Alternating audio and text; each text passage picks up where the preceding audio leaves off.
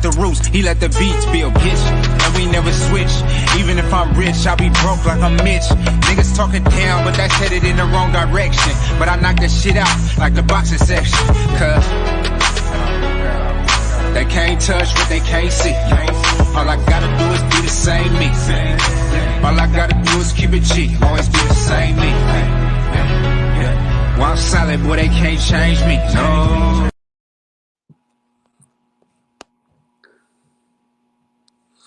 We live. We are live from the boxing section. What's going on, man? With this MMA for Dummies on today. Waiting on everybody to come through. I think Fred's still on.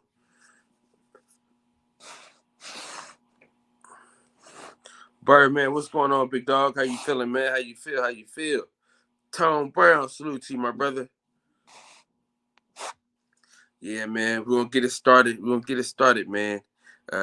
Waiting on all the players to come through, come in, tap in, check in. You know what I'm saying? SF City Slicker, my guy, what's going on, man? Rob G Film, what's going on, big dog? How you feeling, man?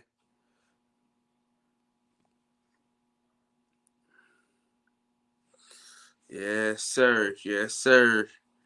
Man, this weekend, they tell me it's a big weekend MMA. They tell me that it's a big week in boxing. So we're ready to go, man. Usman, man, Kamaru Usman, man, the Nigerian Nightmare himself, takes on Jorge Masvidal. Listen, if that first fight is any indication on what to expect this Saturday, the boy in trouble. And I think he's gonna have, and he got more time to focus. Hello, Jones, what's going on, man? What's going on, big dog? Salute to you, player. He got more time to focus on his strengths. Listen, man, this second fight is gonna be close, man. Usman gonna kill this dude this time. And I like Jorge Masvidal, man. I do, man. You know what I'm saying? He got swag.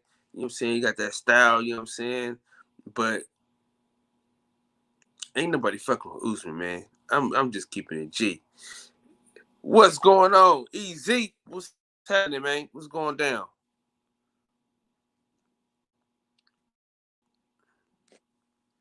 Yeah, man, we're just waiting on DB and DJ, man, to come and bless us, man. That's all we're waiting on right now, man.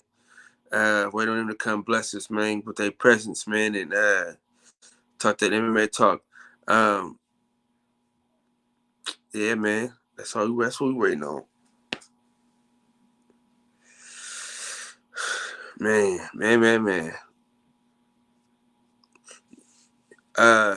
We got the Puerto Rican card this weekend. My boy Willie Shaw, a friend of the program, is fighting this weekend, man. So make sure we locked in, we tuned in for my boy Willie Shaw, man. He'll get the nod this weekend, bro. You know what I'm saying? Unless they try to rob him, yeah.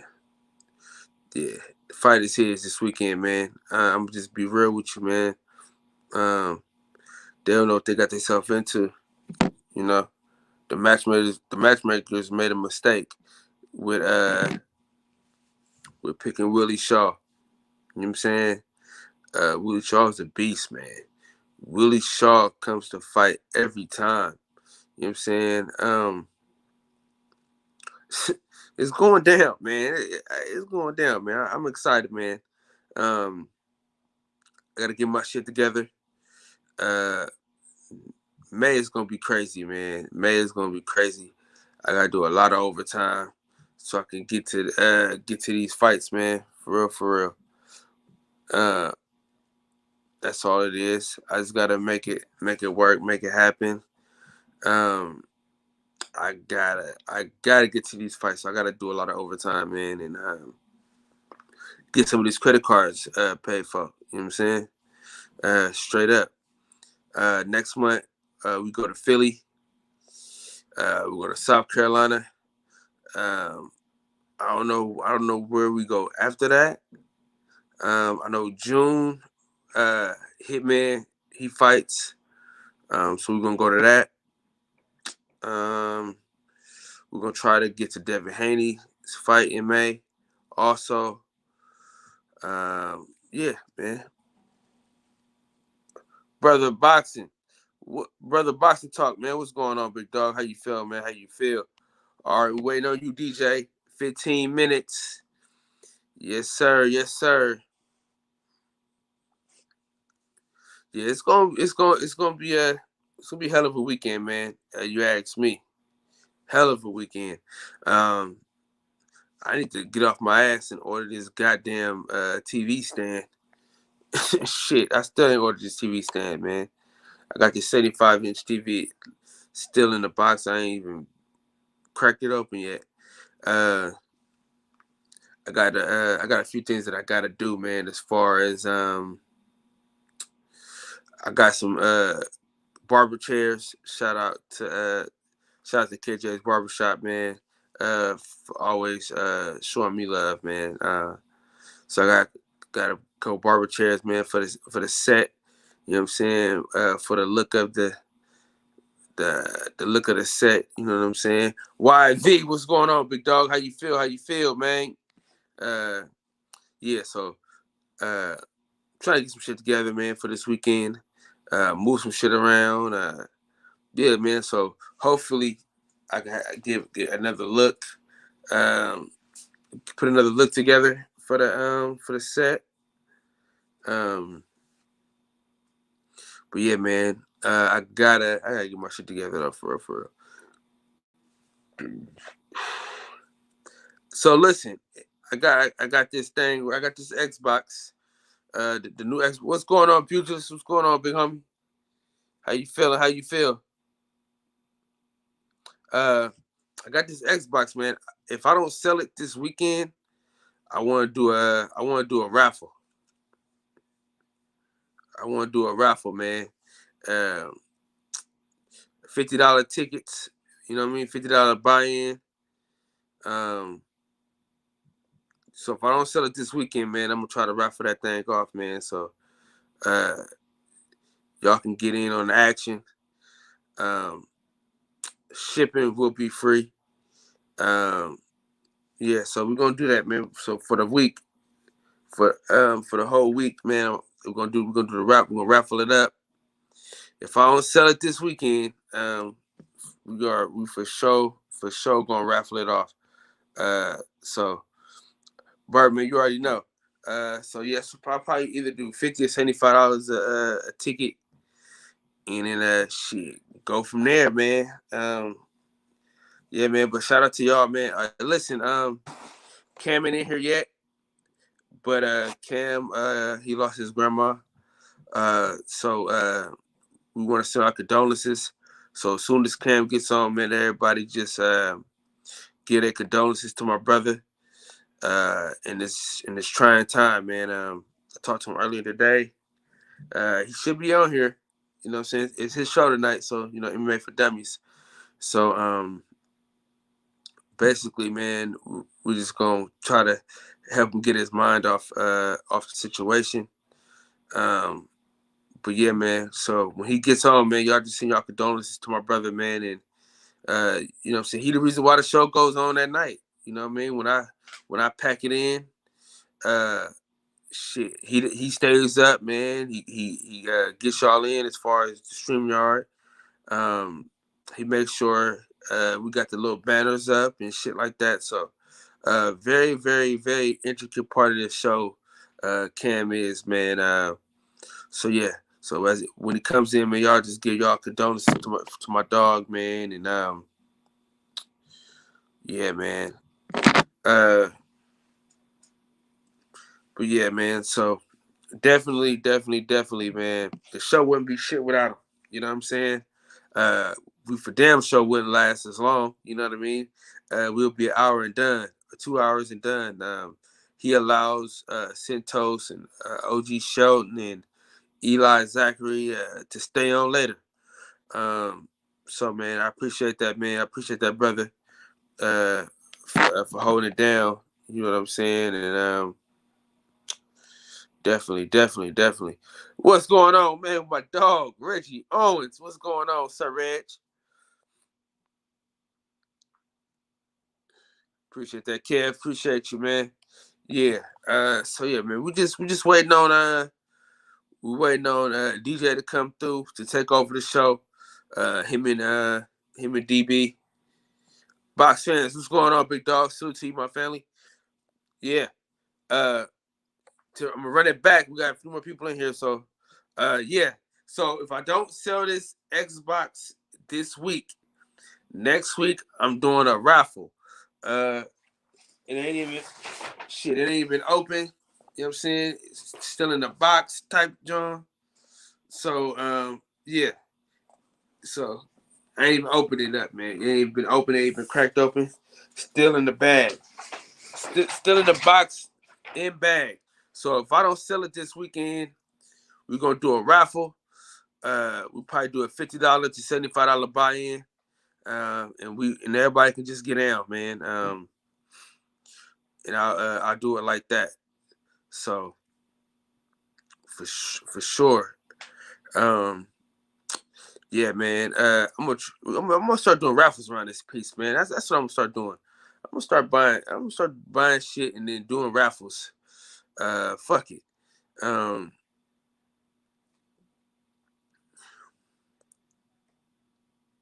Yeah, man. So, cause my big cousin, shout out to Courtney.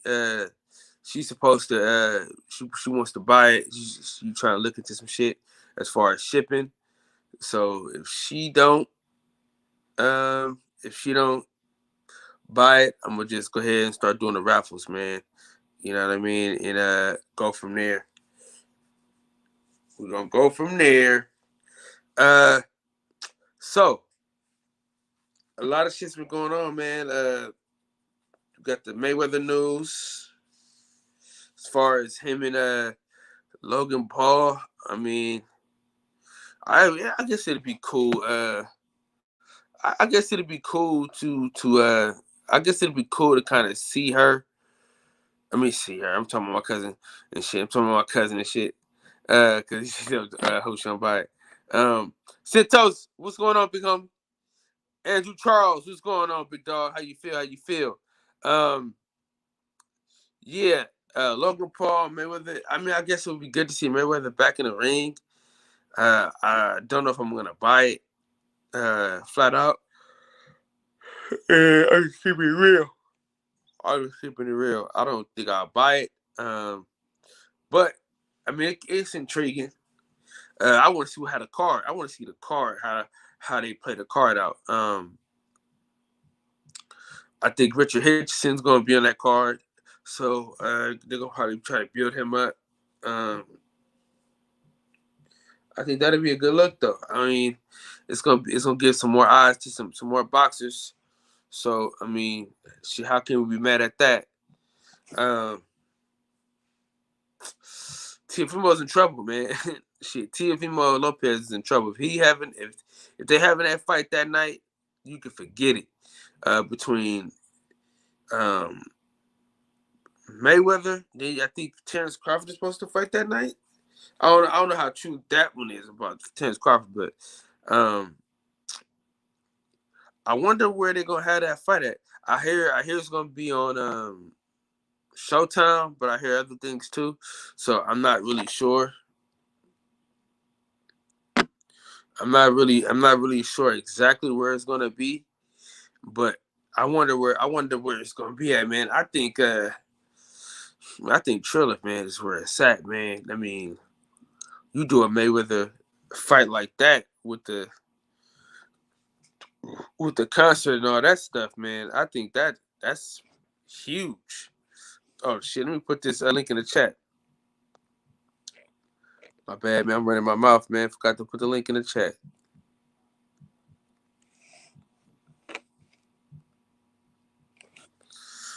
All right. Yeah, man. Oh, but yeah, we definitely, man. Link is in the chat. You want to join the panel? Link is in the chat. Santos, If you want to join the channel, I mean the link is in the chat. If you want to join the panel. EG, what's going on, big dog? How you feel, man? Salute to you, my brother. Appreciate you for sliding through. I think Fred's still on right now, man. Shit. I think Fred's still on. But anyway, here we go. Uh-oh. The show has begun. God damn it. The show has arrived. Big DJ, what's going on, big fella? What's going on, Kyle? How you feeling tonight, man? Sorry about the acoustic, man. My office is a big echo in here. Listen, man, it's just good to see you and hear you in this zone. What's going on, Santos? What's happening, fellas? The OG, what's happening with you? Oh man, just trying to get it done, man. I got a late start tonight, man, so it's gonna be a late morning in the morning. I hate that, but it is what it is. Salute to the chat. So listen. Yeah, salute to everybody in the chat, man. Salute to my guy Santos for joining the panel. What's up, DJ? Trying to make it, man. Trying to make it. Go ahead, Kyle. My bad. No, I was just gonna tell you. I know you got kids and stuff like that. So, but if my cousin she doesn't buy this Xbox, this weekend, if I don't sell this Xbox by this weekend, I'm going to do a 10-person raffle. So I'm going to do 10 slots. It's going to be like I'll probably do like 10 to 15 people slots. I'll probably do like either 50 or $75. As far as the raffle ticket. So if y'all want to get down on that, Taylor Bell, what's going on, big homie? What's happening? Y'all let me know if y'all want to get in on that.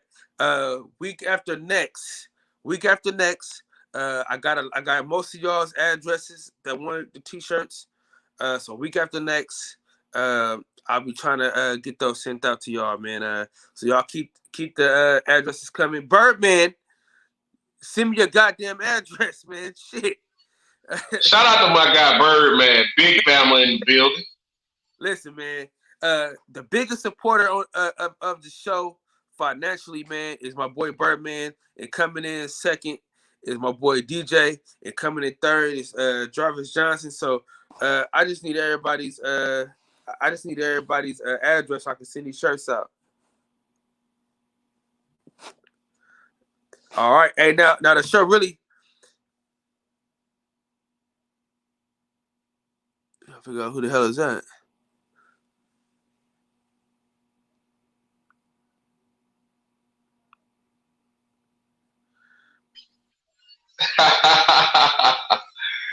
What's going on, man? You joined the panel. Don't be shy now. What's going on, baby?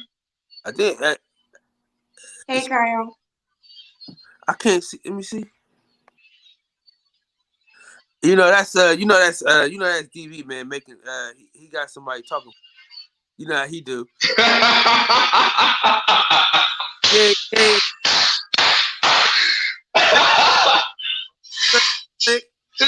Kyle, you ready to talk some UFC? Huh? You ready to talk some UFC? Oh no, we're ready to go, man. DJ's in the building. My boy, hey Shaw, join the panel, you loser. We're ready to go, man. It's on y'all.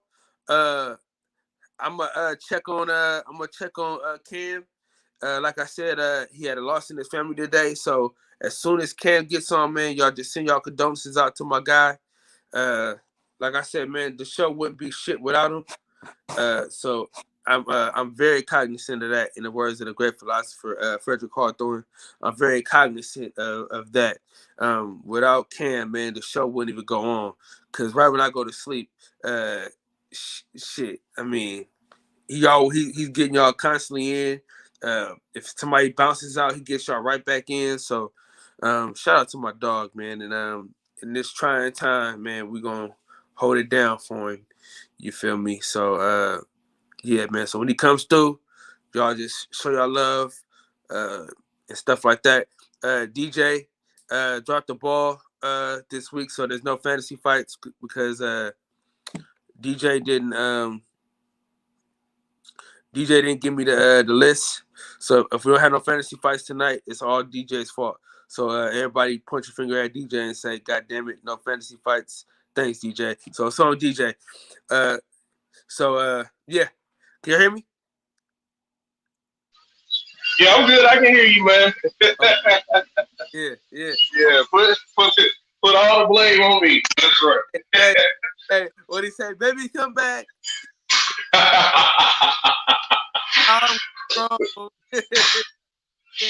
Yeah, man. I'm excited about this weekend's card, man. This is gonna be an action-packed card. We got 15 fights on this card, and out of all 15 fights, I'm seeing at least 7, maybe 8 finishes on this card, man. It's gonna be a good action-packed card.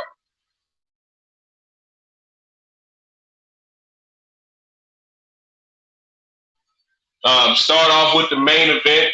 It's the rematch from last year. We got the champion, the Nigerian Nightmare himself, Kamaru Usman, rematching Jorge Gamebred Masvidal. I really didn't see a need for this rematch, but Masvidal pushed for it, and Usman gladly obliged him. I see this going pretty much how the first fight went. A dominating decision by Kamaru Usman. I believe Jorge Masvidal will come out strong early, but he mentioned it earlier. Kamaru Usman mentioned it earlier today at the press conference. He wants to break Jorge Masvidal's will like he did everybody else, and I don't think he'll break his will, but I definitely think he'll break something else. So this fight is it's your classic clash of styles. It's your grappler versus your striker. But I think Kamaru Usman's striking has drastically improved since he moved camps out in Colorado with Trevor Whitman, who is also the co-main event Rose Namajunas' trainer. And I'm excited for this fight, man. I'm excited to see the adjustments that Jorge Masvidal made, because he's claiming that he's taken Kamaru Usman's best punch and he wasn't impressed. And this fight seems like it's more personal for Jorge Masvidal, which is never good. You never want to go into the ring or into the octagon with personal animosity. You want it to always be business, and this is the way Kamaru Usman is approaching it. I just basically don't believe there's a welterweight in this world that can beat Kamaru Usman, simply because he has that killer will that will not be that nobody's been able to overcome, and I don't think anybody will overcome. You will have to take him out in order to beat him. And I'm just interested to see what, if any, what adjustments Jorge Masvidal made. Moving on to the co-main event, you have the strawweight champion, Zhang Weili, who has won 21 straight fights. I say again, she has won 21 straight fights. I think she lost her first or second pro fight and hasn't lost since. Out of her 21 wins, she's finished 17 of them, 10 of them by knockout. So she packs a punch to be that small. She's coming off of a year layoff, which was that epic fight last year with the former champion, Joanna Jędrzejczyk. And these ladies, if you haven't seen the fight or not familiar with the fight, these ladies stood in the middle of the octagon and they threw down for 25 minutes. And Zhang Weili was able to retain her title as champion via split decision over Joanna. Something that these ladies both have in common. They both fought Joanna Jędrzejczyk, and both of them came out in those fights victorious. Now, if you know anything about Rose Namajunas, she's also a true martial artist, just like Zhang Weili. She has really good kickboxing. Her fiance and striking coach, Pat Barry, is an accomplished kickboxer himself and a former UFC fighter. So she has really good striking. And also, I mentioned earlier, her coach, Trevor Whitman, was probably one of the most underrated coaches in the sport of MMA. This is going to be as even as a fight as there can be. in the lower weight classes and in the women's weight divisions. But I'm real interested in this fight. I believe Rose is by far and away the number 2 challenger. Now you do have a fighter by the name of Mackenzie Dern, who's rapidly approaching that top 5 and could possibly challenge and will challenge for the title one day. Ain't no possibly in it. I believe she will challenge for the title one day. But as of right now, these two are the best 2 women in this division. Excuse me.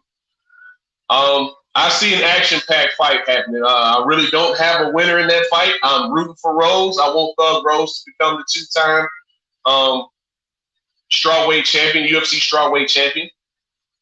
But Zhang Weili is going to be a tough out. I don't think anybody outside of her first opponent has been able to crack that puzzle. So moving on to the third fight on this card, you have my favorite female MMA fighter. I've said several times, Valentina Bullet Shevchenko, who is making her title defense against Jessica Andrade, who's also a former UFC strawweight champion. She actually knocked out Rose Namajunas in their first fight to win the championship. But then in her first title defense, she kindly handed the belt over to Zhang Weili via first round TKO. When it comes to 125 pounds, I don't believe there's a fighter in this world. Well, hell, not even at 125 pounds. Outside of Amanda Nunes, I don't think there's a fighter on this planet who could beat Valentina Shevchenko. And with that being said, Valentina Shevchenko still believes she won that second fight with Amanda Nunes. It was a very close fight. Both fights that they had with one another were very close fights, with Amanda Nunes winning decisions in both fights. And she's still to this day campaigning for a third fight. And if things keep going on to this road where Amanda is getting chicks out of there and Valentina Shevchenko continues to win and knock girls out in her weight class, they may one day rematch one another, even though Amanda won the first 2 fights. Like I said, they were both highly competitive fights. But the woman that she's fighting, Jessica Andrade, she's a 5'1", just bag of pissed off, if you know what I mean. Excuse me. She has really good grappling, but she doesn't use her grappling as much as she should. Now, she has pistons on the end of both of her wrists, and she can get you out of there. If you look at the 3-round beating that she gave Claudia Gadelha as an example of her striking prowess, and you'll look at the even though she was, in my opinion, she was losing that first fight with Rose Namajunas, she did pick her up and slam her on her head and knock her out. So, and she's fought at 135 before. So she's a big woman that I don't know how she made 115. I don't know how she went from 135 to 115, but she did. And was very successful in that weight class, on route to winning the championship. But I don't think anybody can touch Valentina Shevchenko. She's just a complete martial artist. She doesn't have any weaknesses. Her grappling is amazing. Her striking is on another level. And yeah, I just don't see anybody beat her in that weight class. The next fight on that, on that fight card is primetime Uriah Hall, and it's against Chris Whiten, the former UFC middleweight champion of the world. Famously ended Anderson Silva's reign as middleweight champion with a second-round knockout back in 2013. He's fallen on some hard times as of late. I think he's won 1 fight his last 5, if I'm not mistaken. DB, correct me on that later on. And he's fighting Uriah Hall. Now, I've spoken about Uriah Hall before. His striking is absolutely amazing. His grappling is subpar, if I should say. But his biggest problem is he's too nice. He's too nice of a guy. He's so nice. If you could take Kamaru Usman's heart and put it inside of Uriah Hall's chest, you have a fantastic fighter, somebody who would probably be able to challenge an Israel Adesanya or the top echelon of this weight class. And he possibly would have been a champion already, a long reigning champion. That's just how good he is, but it's all about his mindset. He just has that mindset. He was bullied when he was younger. That's how he got into martial arts. But he just doesn't want to hurt people. And when you're in the hurt business, you have to want to hurt people. Chris Weidman has great grappling, and he has decent striking. I wouldn't say it's great. He has decent striking. But he was able to knock out Anderson Silva. I lost a good bit of money on that fight. Thank you a lot, Anderson Silva, for playing in that fight. And Anderson Silva actually broke his leg in the rematch, and they never fought again. But Weidman's dropped some fights against some really good fighters. I mean, he got knocked out by Gegard Mousasi. He got knocked out by Yoel Romero. He was knocked out by Luke Rockhold. That's how he lost his belt. And somebody else knocked him out. Can't remember. Somebody else knocked him out. But he's falling on hard times as of late. Like I said, I think he's won only one in his last. I think he's won one in his last 5. But this should be a good fight. I mean, this is the appropriate time for these two guys to fight each other.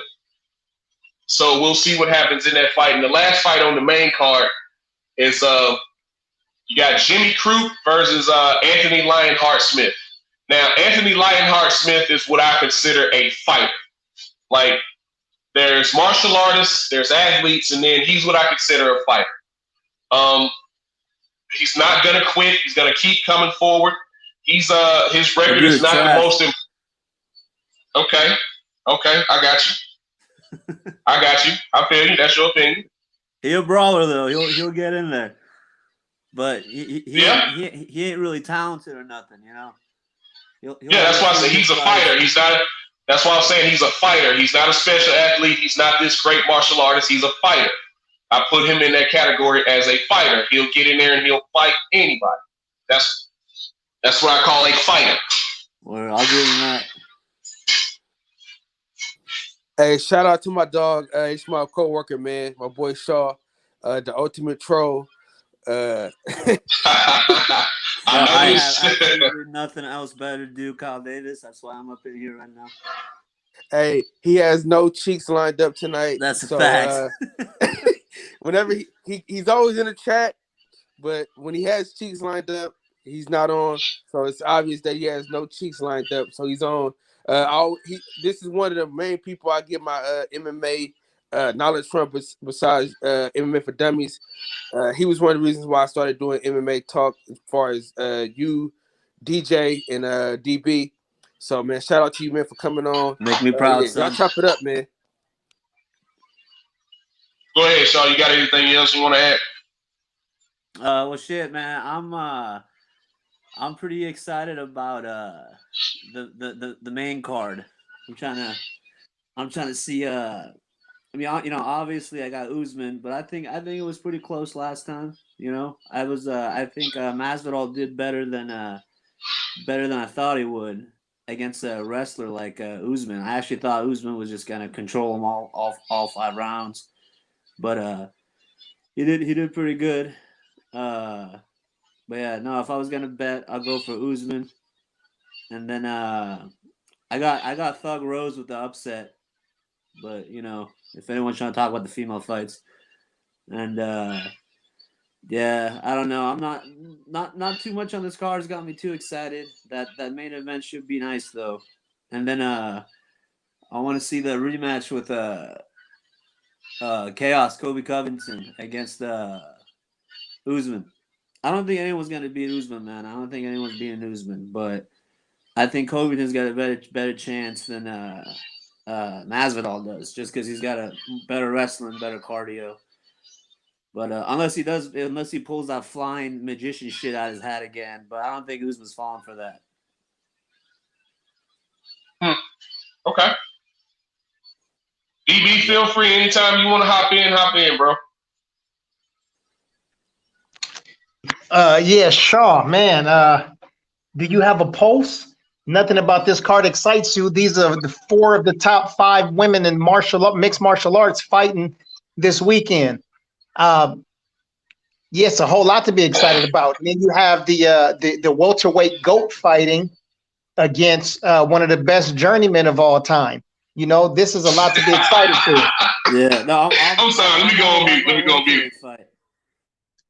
Yeah, but I wanted to touch back on the main event real quick one more time. DJ, you mentioned that the first fight happened and Usman won, basically by manhandling Jorge Masvidal. And you said that the fight, and a lot of people I've heard and seen throughout social media, that the second fight wasn't necessarily needed. Well, I'll say one thing: this rematch was definitely needed.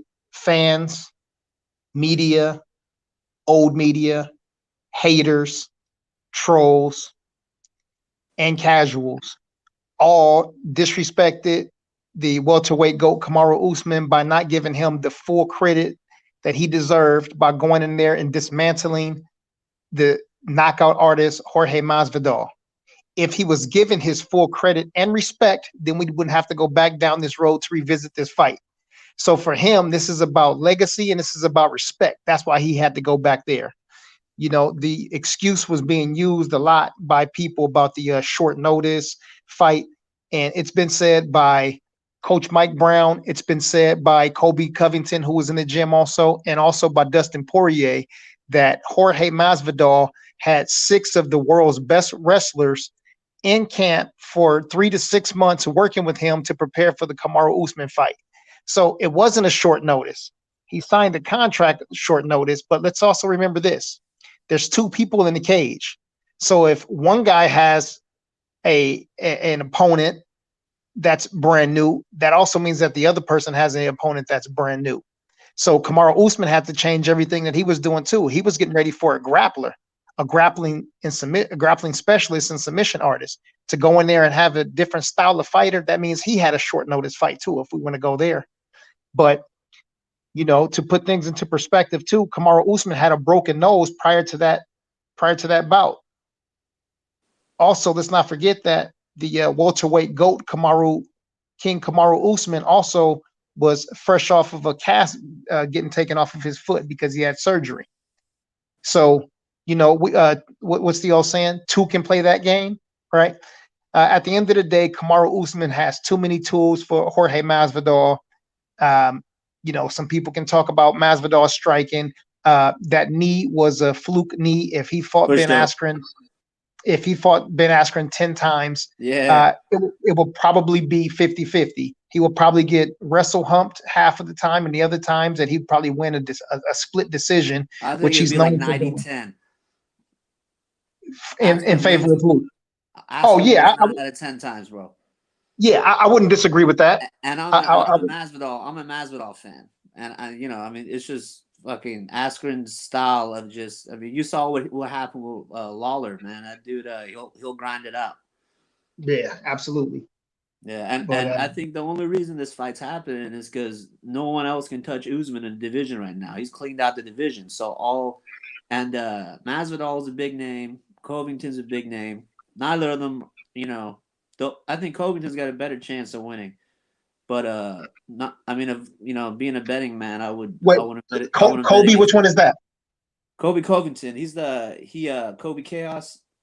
He's the fucking the dude who fought him last time, got his jaw broken, but they still. Oh, the guy that got his face broken. Yeah. Oh, beat me to it. I was like, oh, you mean the guy who had slack jaw last time? Oh, okay, yeah. Yeah. He got, but he went to the 5th round with him, man, and it was a fucking good fight.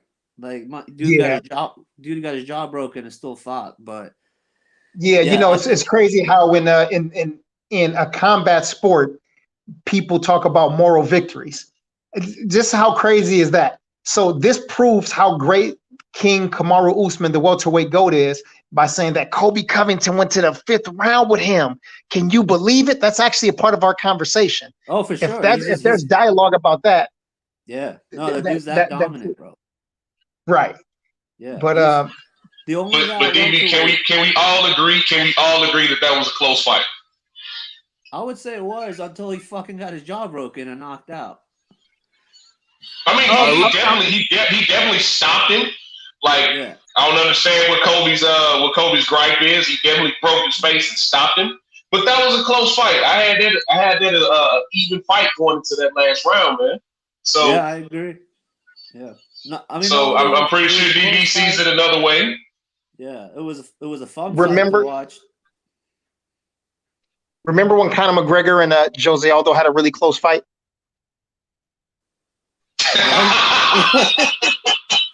No, I'm asking you guys the question. Do you guys remember that close fight?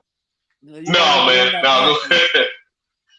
Conor McGregor won the fight, but it was close. They both threw one punch, and Conor McGregor's landed a split second before Jose. But it was a close fight. How many people do you hear saying that? Right. Just you, man. Because that wasn't. You can't compare a 13-second knockout to a 5-round fight, man, that ended halfway through. But I just did. You can't compare that, man. I lost $20. But I'm saying there's no comparison, DB. But yeah, of course there's a comparison. I grew up as a Laker fan, right? And we had this phenomenal announcer. I believe he's the greatest announcer in all of sports history. Definitely in California sports. His name is Chick Hearn. And Chick Hearn was famous for saying, in this sport, there's only two things that count. It's not a vowel, it's a consonant. And in those consonants is only W's and L's. Wins and losses are the only thing that matter in sports. There's no second place trophies and prizes. Who won? Who did? Name me the 10 teams from last decade who did not win the Super Bowl but was in it. Sounds foolish, right? Yeah, you can try to think about it and try to prove a point, but it sounds foolish, right? Nobody remembers that. So for somebody to tell me that was a close fight and that the guy had a moral victory, I'm not trying to listen to all of that, man. It's just about W's and L's, and Kobe Covington got chaos and he got his jaw broken and he received the L. So that L in his first name, his name used to be Kobe. Now it's Colby because he's got a big fat L right in the middle of his name. I think his name actually is Colby. We do that with combat sports a lot, man. Like prime example we just talked about, Adrian Broner. Nobody talks about how Adrian Broner just won a fight. It was like, he looked like crap in that last fight. So, or maybe the guy actually won the fight. So, I mean, it's not always that black and white. Yeah, Kamaru Usman won the fight. He definitely won the fight in dramatic fashion. There's no argument there. But there's also something to be said about that being that was a highly contested close fight. Yeah, the L is silent. Like I don't think that's giving somebody a moral victory. We're not saying like, oh man, it's so amazing how Kobe wasn't expected to go 5 rounds with Kamaru Usman. They're giving him this moral victory. What way are you saying it? It was a close fight. That's what I'm saying. It was a close fight. I'm not praising him for going 5 rounds because you were expected to do that. I'm saying it was a close fight, and previous to this, none of Kamaru Usman's fights have been close. Yeah, that's the biggest dude. That's the dude that gave him the biggest challenge so far, and he still got his ass whooped. I remember when the Lakers played against the Portland Trail Blazers in 2003.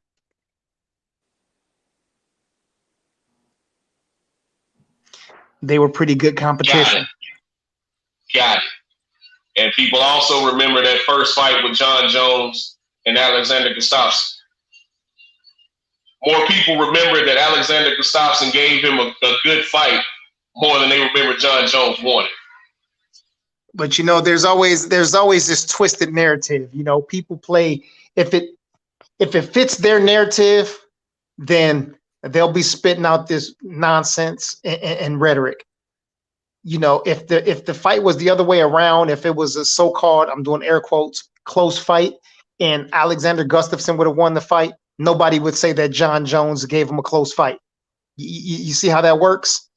But since Alexander Gustafsson took the L, people are finding a way to give this guy a victory of some sort by way of a moral victory. Man, it don't count.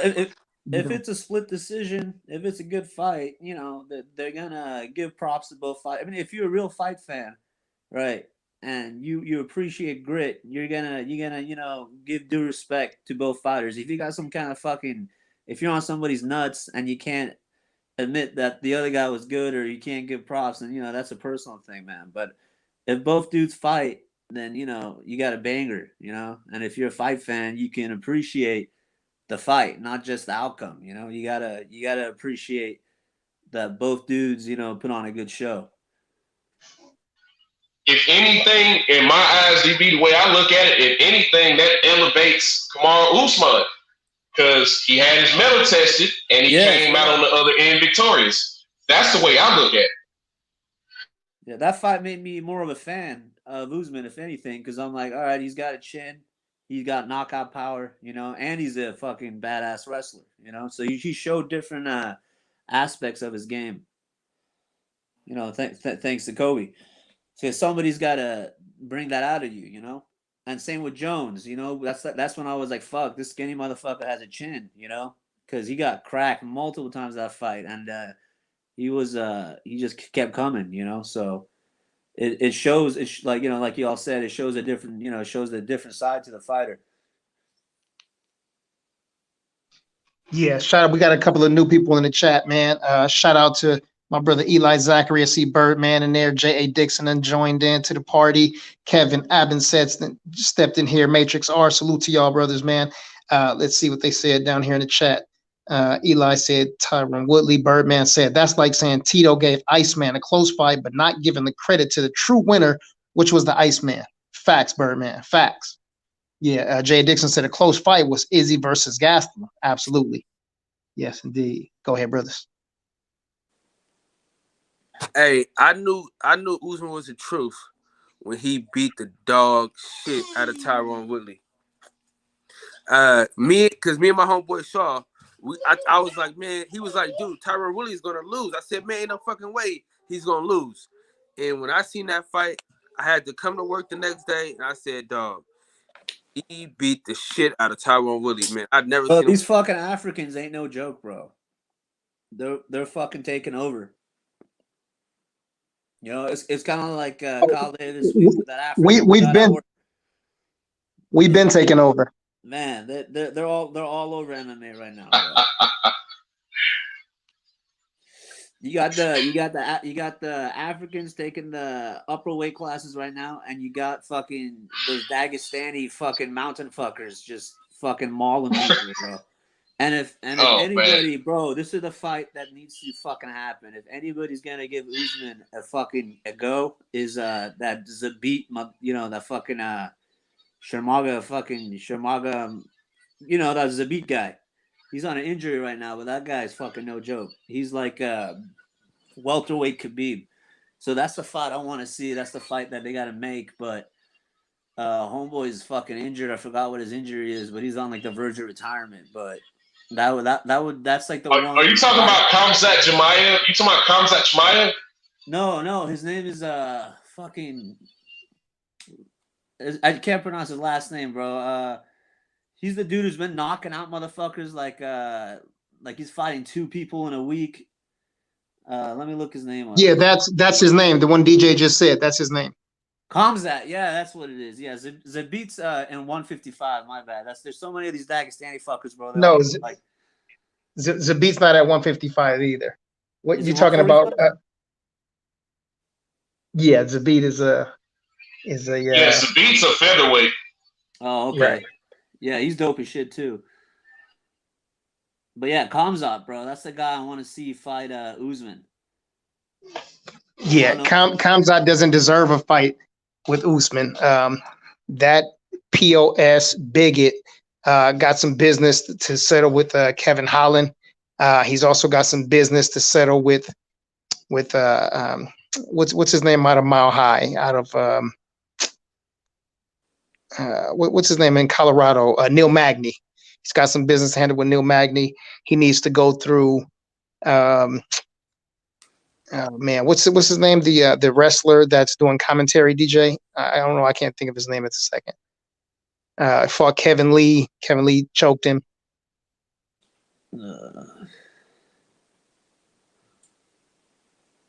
Remember, he lost to Kevin Lee, and they had a little beef, and Oh man, what is his name? He's ranked, I believe, number 8 at 170. God, Birdman, what's his name? Fought Kevin Lee. Kevin Lee choked him out. He does. He works for the UFC doing commentary. I don't know why his name is. You said he's a wrestler? He's definitely a wrestler. Mm-hmm. He just beat Neil Magny in Neil Magny's last fight.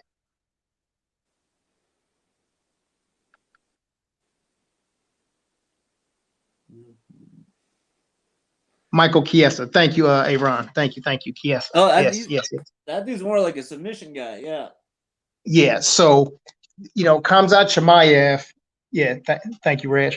Khamzat Chimaev has a lot of business at the 170-pound division, and because of his quick height, they pumped him up and put him in a fight with Leon Edwards, and he thought about that fight, and he said, "Wait a minute, Leon Edwards, Rocky, yeah, this is I think I've bit off more than I can chew.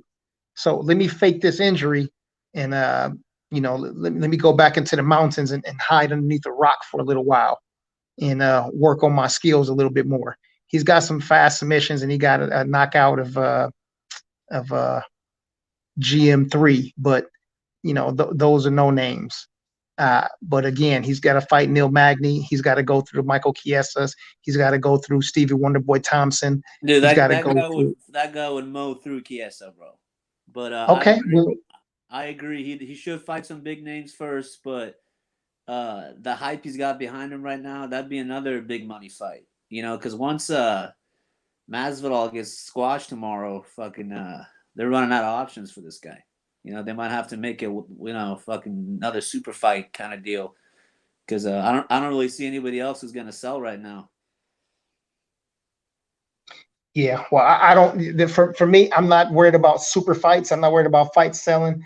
I'm a casual. I'm a fight fan. So I want to see fights get made, and I want to see competitive fights. So if this guy is ranked in the top 15, I want to see him face another top 15 guy. I want to see if he's ranked at number 12, I believe he was when they bumped him up. Then I want to see him fight the 9, 10, or 11 guy. And if he beats that guy, then he can fight again somebody in the top 10, and then he beats them, and then in the top 7. But to give these guys a pass and allowing these guys to go from number 12 to fighting for a title eliminator gives these guys a sense of entitlement. And then if he got in there and he won the title, there's no way we'd ever get this guy to go backwards and fight against these other names, right? He'd be pointing the finger, talking about you fight him, and he should fight him, and that person should fight them. And I'm the king, and I'm sitting on the mountain, but he didn't prove himself. Kamaru Usman actually went through the ranks and fought all of these guys on his way to the title. And then as we can see, it was the truth because he's still fighting and manhandling these guys. There's only one guy, really. I mean, he hasn't fought Michael Chiesa, but the only other person that's a high-level guy that he hasn't beat at 170 is Stephen Wonderboy Thompson. I think after this fight here, he fights Stephen Wonderboy Thompson. That dude's got no wrestling, though, bro. It's going to be, that might be even. Well, you know what? It'll be more competitive, I think, because when Wonderboy fought Masvidal, he beat Masvidal pretty handedly. So yeah, he did. That would be a good next option. Yeah, but I think they're just because of the fans in the Midwest are calling for in the northern states are calling for a rematch with Colby Covington. I think Dana White's going to oblige them putting that fight together. So yeah, I mean, I think yeah. I agree with what you're saying. It should be the certain ranked guy against the closer ranked guy, but it's the fight game, man. And if you talk that shit, then you're gonna get in there. They're gonna throw you on the big stage. So. But thankfully, the Kobe fight it sells well, and it was the closest fight. So I'll be more excited about that fight than tomorrow's fight. But I'm still gonna tune in and watch that shit tomorrow. Yeah. What about the?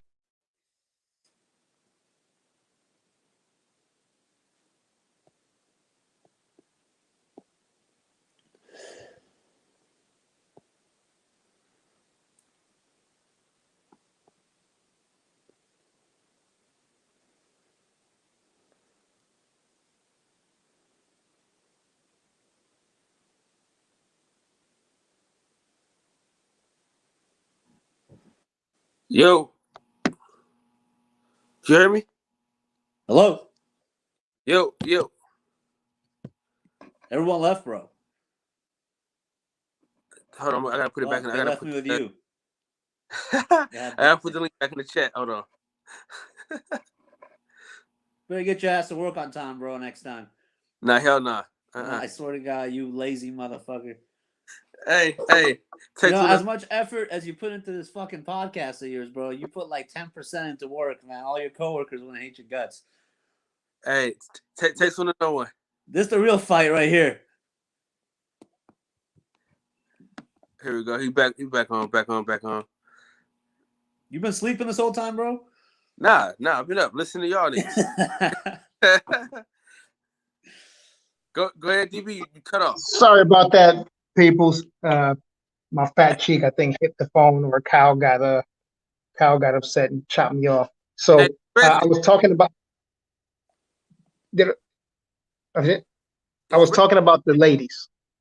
Thug Rose versus Zhang Weili. You said that nothing really got you excited about these I'm cards. not gonna lie, bro. I mean, that Chinese bitch can scrap. I saw that fucking hematoma she put on that fucking Czechoslovakian bitch's head, bro. That was a fucking barn burner, that fight they had. But yeah, I don't know, man. Yeah, I don't really.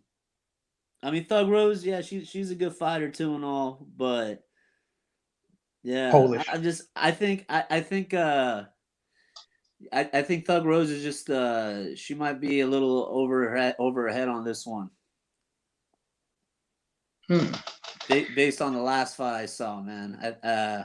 But I haven't really been following the lady division so much lately, man. Fucking, you know, I mean, they fight well and all that shit. But I'll be honest with you, man. The only time I watch the chicks fight is if I find one of them to be attractive, or so something's got to be interesting, man. I mean, I'm not that's caught my attention lately.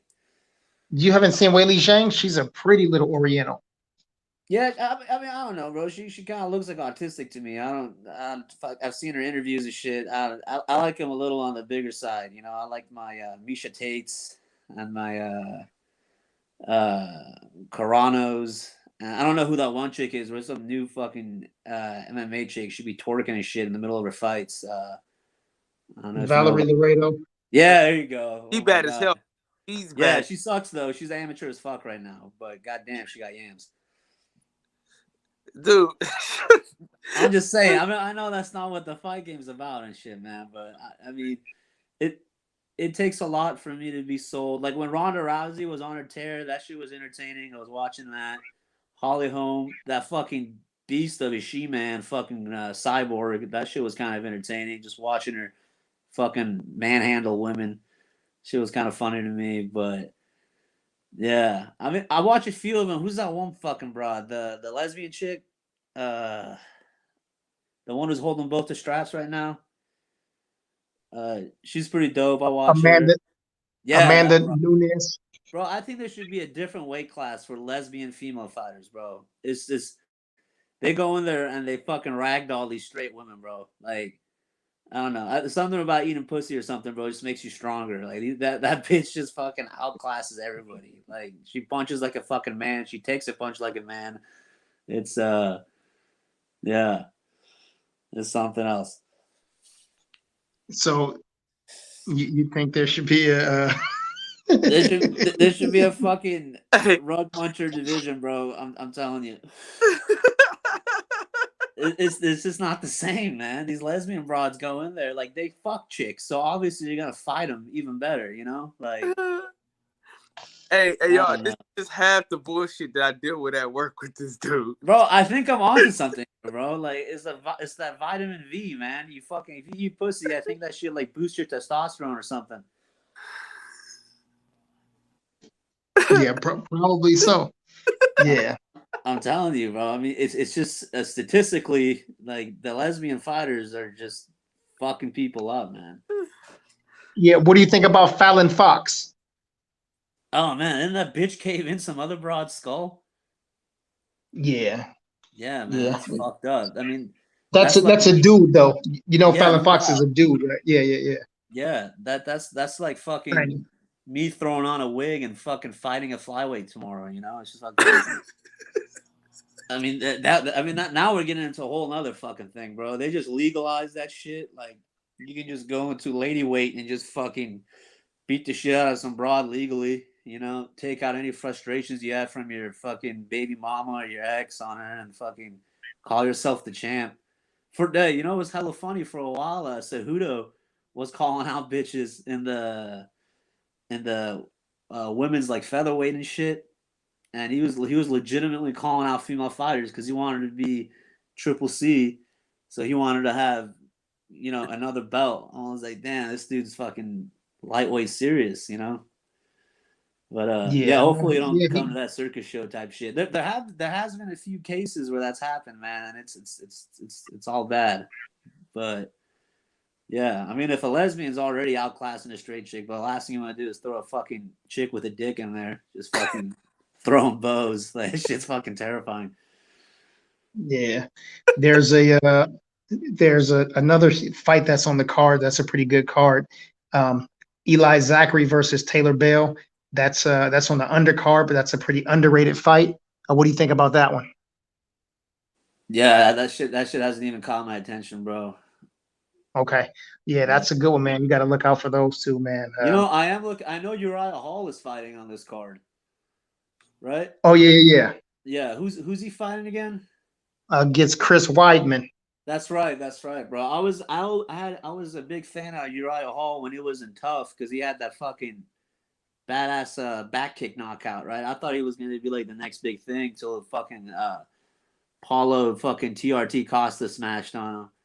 But yeah, I think I mean and see the thing with Weidman, man, he's so hot and cold, you know. I actually might bet on Hall tomorrow, but when Weidman's on, he's fucking on. But it's just like he's ever since that knockout from Yoel Romero, dude. I don't see the same fighter. Yeah, he's a very talented fighter. I think he's heady and not to be confused with cerebral. You know, Israel Adesanya is a cerebral fighter, right? He thinks about things. He plays chess when he's in the octagon. And Uriah Hall is a very talented fighter. He's got really great stand up. He uses his distance and his range, and he's very athletic.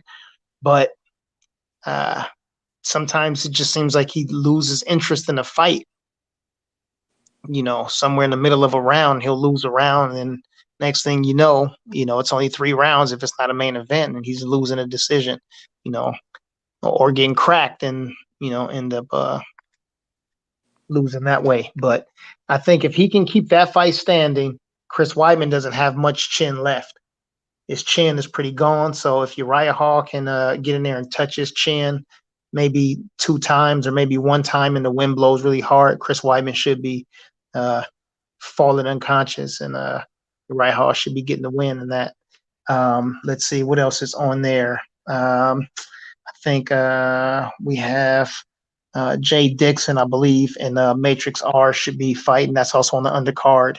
And Jimmy Crute versus Anthony Lionheart Smith. What do you think about that fight? Yeah, I don't really know much of this Crute kid. I know he's the fucking he's out of New Zealand or some shit. Fucking Kiwi or Aussie. Yeah, some shit like that. Australia, yeah. Yeah, I know he's more of a striker, but yeah, he's got a couple TKO wins. Yeah, I don't know much about that guy. And Anthony Smith, he's pretty hot and cold too, man. So I wouldn't bet on that fight. Yeah, I think Anthony Smith, when he came in, I think he's a good fighter. I don't think he's a great fighter.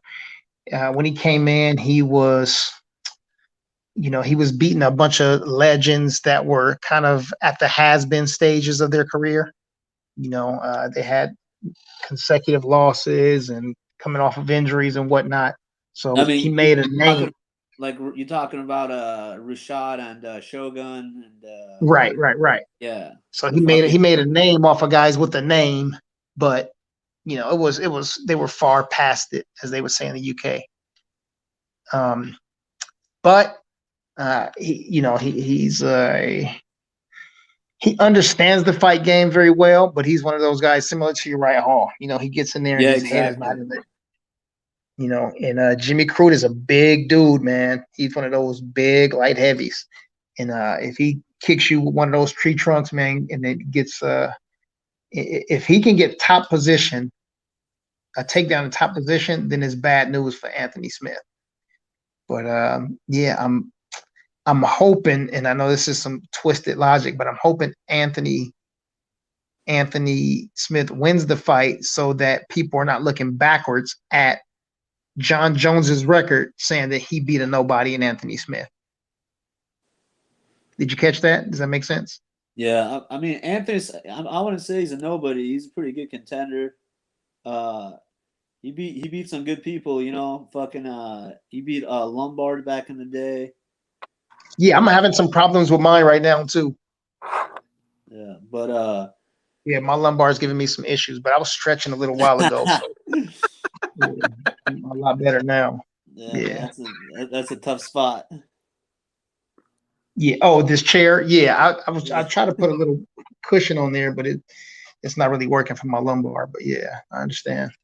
But yeah, these guys they have grappling and wrestling, but the question is, who's the best pugilist? Things that make you go, right? TV your fucking neck. Hey, shout out to the OG Centos, man. Let's Centos get in here for a second, man. Centos, going and cook, man. Where you at? Man, I'm weird. Sound like you sleeping and driving, man. What's going on? Man, I was sleeping. The song was on the way to my first stop. made it to my first stop. I was taking a little power nap for a second, listening to you guys cook a minute. But no, y'all doing a great job, man. We put him motherfuckers to sleep behind the wheel out here. No, it we're doing a disservice out here. It was my body. I didn't get enough sleep yesterday, man. That's all it is, All good, bro. I mean, the car's not that exciting, fucking. DJ did answer a question early when I first got in there that I wanted to ask, but he answered it, and that was good. Because I was like, does that first fight warrant a rematch? And but he answered it, so I was cool with it. I'm gonna watch it regardless. So as long as if I'm not busy, I'll be watching it. But yeah, just a little sleepy right now. I'm gonna be all right. Y'all go ahead and cook, my man. Yeah, waiting on DJ to come back and shit like that. Kyle, what are you excited about this on this fight card? Are you excited about these women? You excited about Thug Rose versus Zhang Weili? Are you excited about Valentina Shevchenko versus Jessica Andrade? What are you excited about? I'm gonna be honest with you, man. I don't know either one of them ladies. Be honest with you, the only reason why I know who Thug Rose is because DJ talks about her all the time. So I'm gonna watch that fight for her. Usman, man, listen, man. I've been a casual fan for a long time, and I was a huge Tyron Woodley fan. And after Usman did that to Tyron Woodley, I became a fan for life. I mean, he's just fucking amazing, DB. I mean, the guy. I mean, what can he do? That's the question. That's the question. What can't that dude do? I mean, he can strike, he can submit you, he can wrestle. I mean, what can he do? He can take a punch. I mean, what can't the man do? And dude, nobody has ever ragdolled Tyron Woodley. He beat Tyron Woodley so bad that Tyron Woodley hasn't won since him.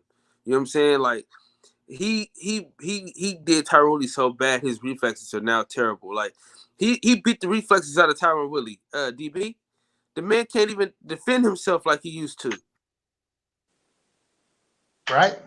I mean, Tyrone, like I told Davis here, Tyron Woodley, his head's not in the game anymore, man. He's on like TMZ.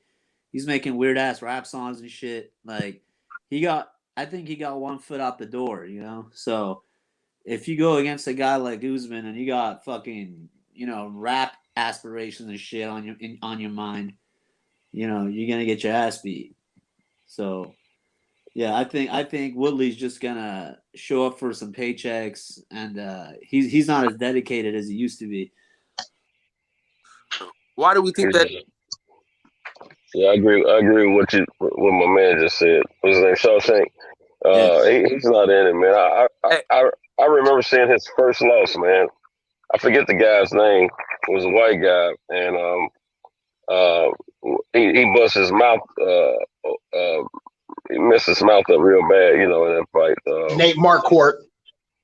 Was Marquardt. He beat the mess out of Tyrone, man.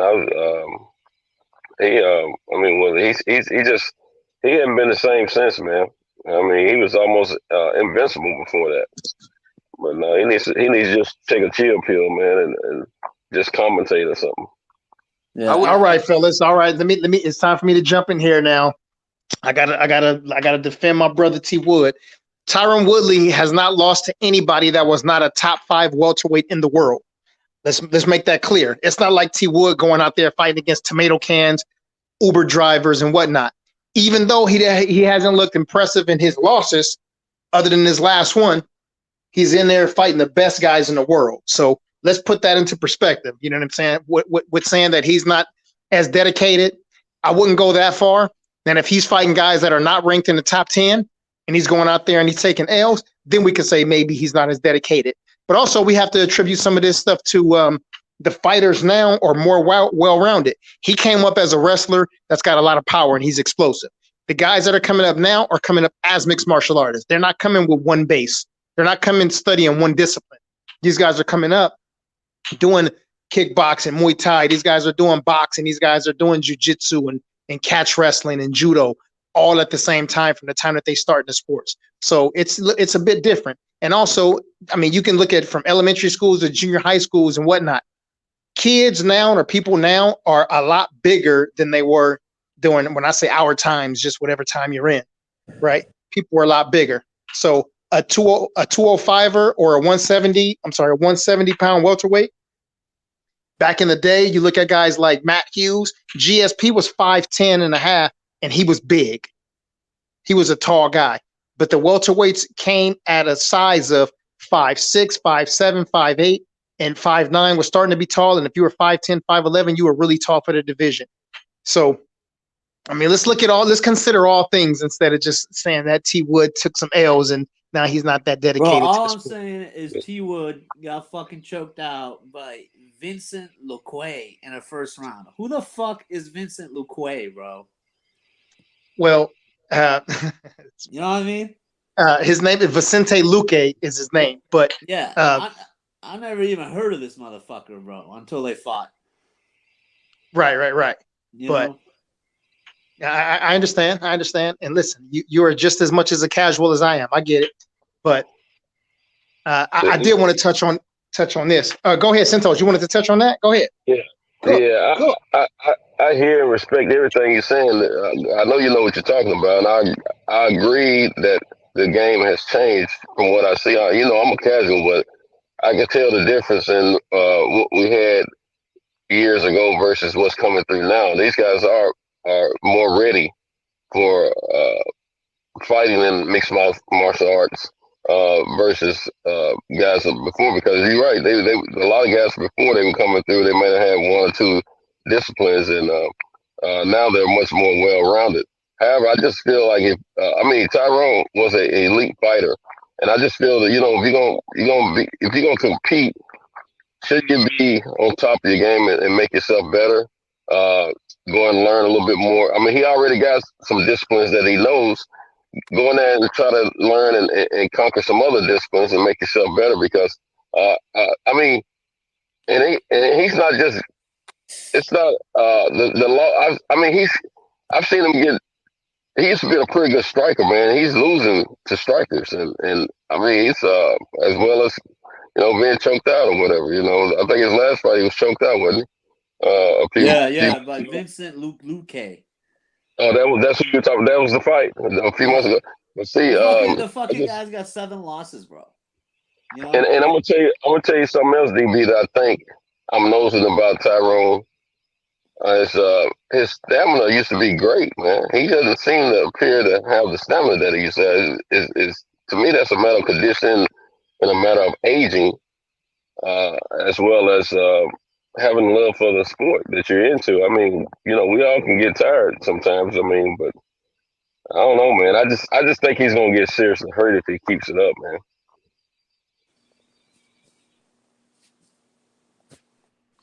When you get a little bit older, kind of like a Sean Porter, when you one of those stout, short, big guys, you're at these certain weights, and fighters usually move up a weight class every year and a half to 2 years, right?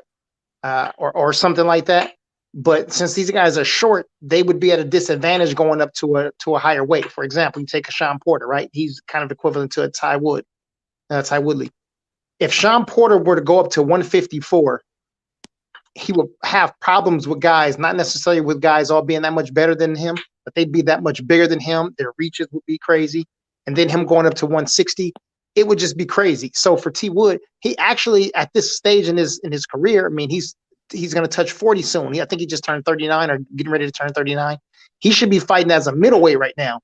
But these dudes are so big. I mean, these dudes are huge. These dudes are 6'3", 6'4". They're walking around at 230, 240 pounds. I mean, these dudes are huge, huge dudes. And for him, they're all going to weigh in on the scale, and they'll look the same for the 3 minutes that they're on the scale and facing off with each other. But when those other guys go back and rehydrate, it's going to be crazy. So T Wood is actually, you're right. He actually does gas out a bit because he cannot move up to that other weight. He's older now, and it's tougher to lose, to lose that extra weight when your testosterone is not the same as it was, 5 and 6 years ago. Yeah, but for me, man, he doesn't wrestle anymore though, DB. He don't even try. You know what I'm saying? It's like all he wants to do is knock people out. And it's like I ain't seen a man throw a kick in days, years, months even. Man, DJ was telling us, he said, man, the man if he don't try to kick, he's gonna get beat. He's gonna get beat. And I don't know, man, DB. It just feels like when Usman beat his dog at wrestling, I just felt like he said, fuck it. And I'm a Tyron Woodley fan, man. Like, Charlotte tell you, like, I talk about Tyron Woodley all the time. And I mean, I'm a casual guy. I got 4 people that I like, and they're all black. You know what I'm saying? No doubt. But what I'm saying is, I just wish Tyron Woodley could go out on top. That's all I'm hoping for, man. I agree with you, Kyle. I agree with you 100% that he hasn't been looking impressive. But again, for the guys who train, especially in grappling, you understand. Tyron Woodley just fought against Kamaru Usman. He fought against Kobe Covington. He fought against Gilbert Burns. 3 of the best grapplers, not just at that division, but in the sport. Okay. If you throw kicks, that's the easiest way to get put on your, it's a Ramadan, so I'll tell you, but on your ASS, man, listen, that's the fastest way to get put down there. So if he fights against a guy like a Leon Edwards, if he fights against a Wonder Boy, if he fights against some of the guys that are strikers, even if he fought against Masvidal, which they won't because they're so-called friends, but the fights would look different. But when you're fighting against top grapplers, man, it's tough to be throwing kicks. Tyrone did fight a Wonder Boy back in the day. Back when he was on his tear. Yeah, but Wonder Boy's not a wrestler, so the fight looks different. Yeah. I think they fought to a fucking like a close decision or a draw or some shit. But yeah, I mean, no, Tyrone, he was on top for a good minute. And you can only stay on top for so long. And like you said, these motherfuckers keep getting better and learning new shit and fucking the nutrition gets better and you got all that growth hormone in the milk and you can only stay on top for so long, So yeah. I think he had a pretty good run, especially considering how he's pretty much a wrestler with heavy hands, So yeah, that's right. That got him pretty far until he met a wrestler with even fucking heavier hands and better wrestling. That was Usman. Yeah. Shout out to Kevin Abinsets, man. He said definitely well-rounded. Sign of the times, TVHQ. Salute. He said salute, Kyle. Salute, DB. What up with you? Birdman still in there. Birdman saying don't watch much MMA, huh? Who else we got in there? I gotta tell y'all this. About this dude Shaw, man. Never mind the picture, right? I just want y'all to know, if it wasn't about shit and I didn't like the guy, you know what I'm saying? He's a master troll, but he met another master troll tonight in DB. This was one of the best MMA troll matches I've ever seen in my whole entire life.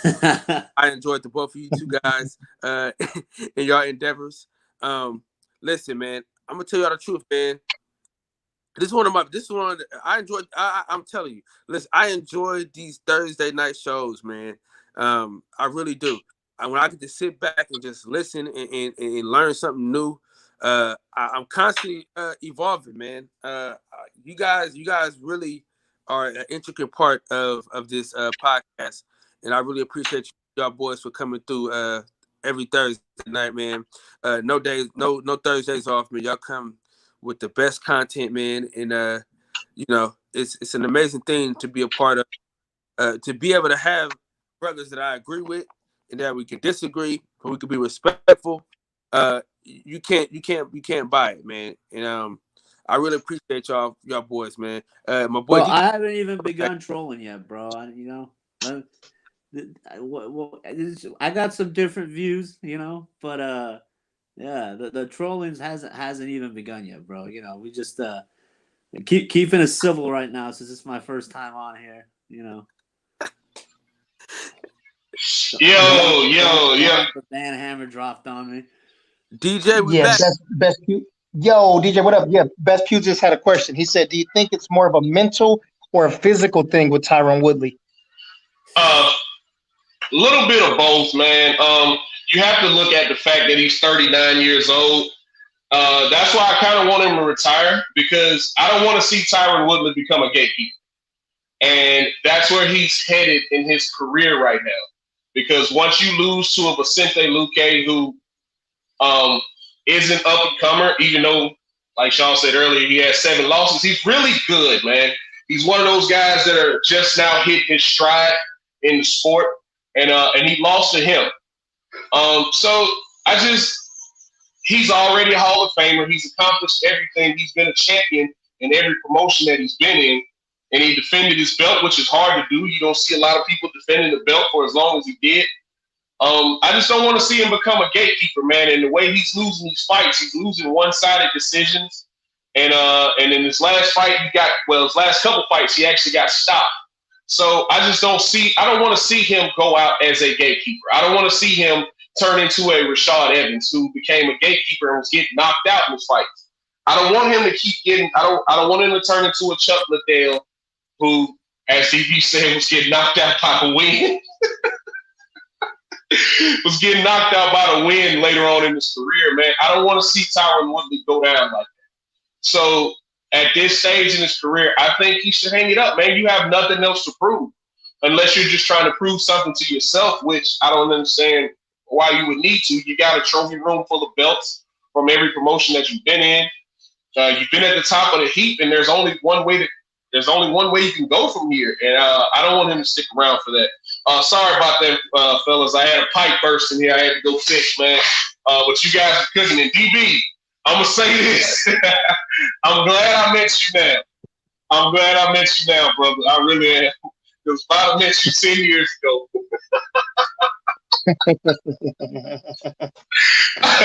You something else, man. Yeah, that Eli Zachary and Taylor Bell fight is going to be a barn burner. Yeah, absolutely, man. Absolutely, man. Yeah.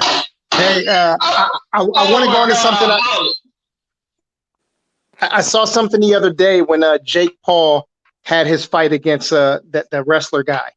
And say it again. I'm not sure if that's whatever you use on yours. Yeah. Ben Askren. Oh, I thought you said ice cream. I'm sorry. I'm like, yo, dude, I'm not interested. Yeah. But that's his other alias. Got you. Ice cream. Man.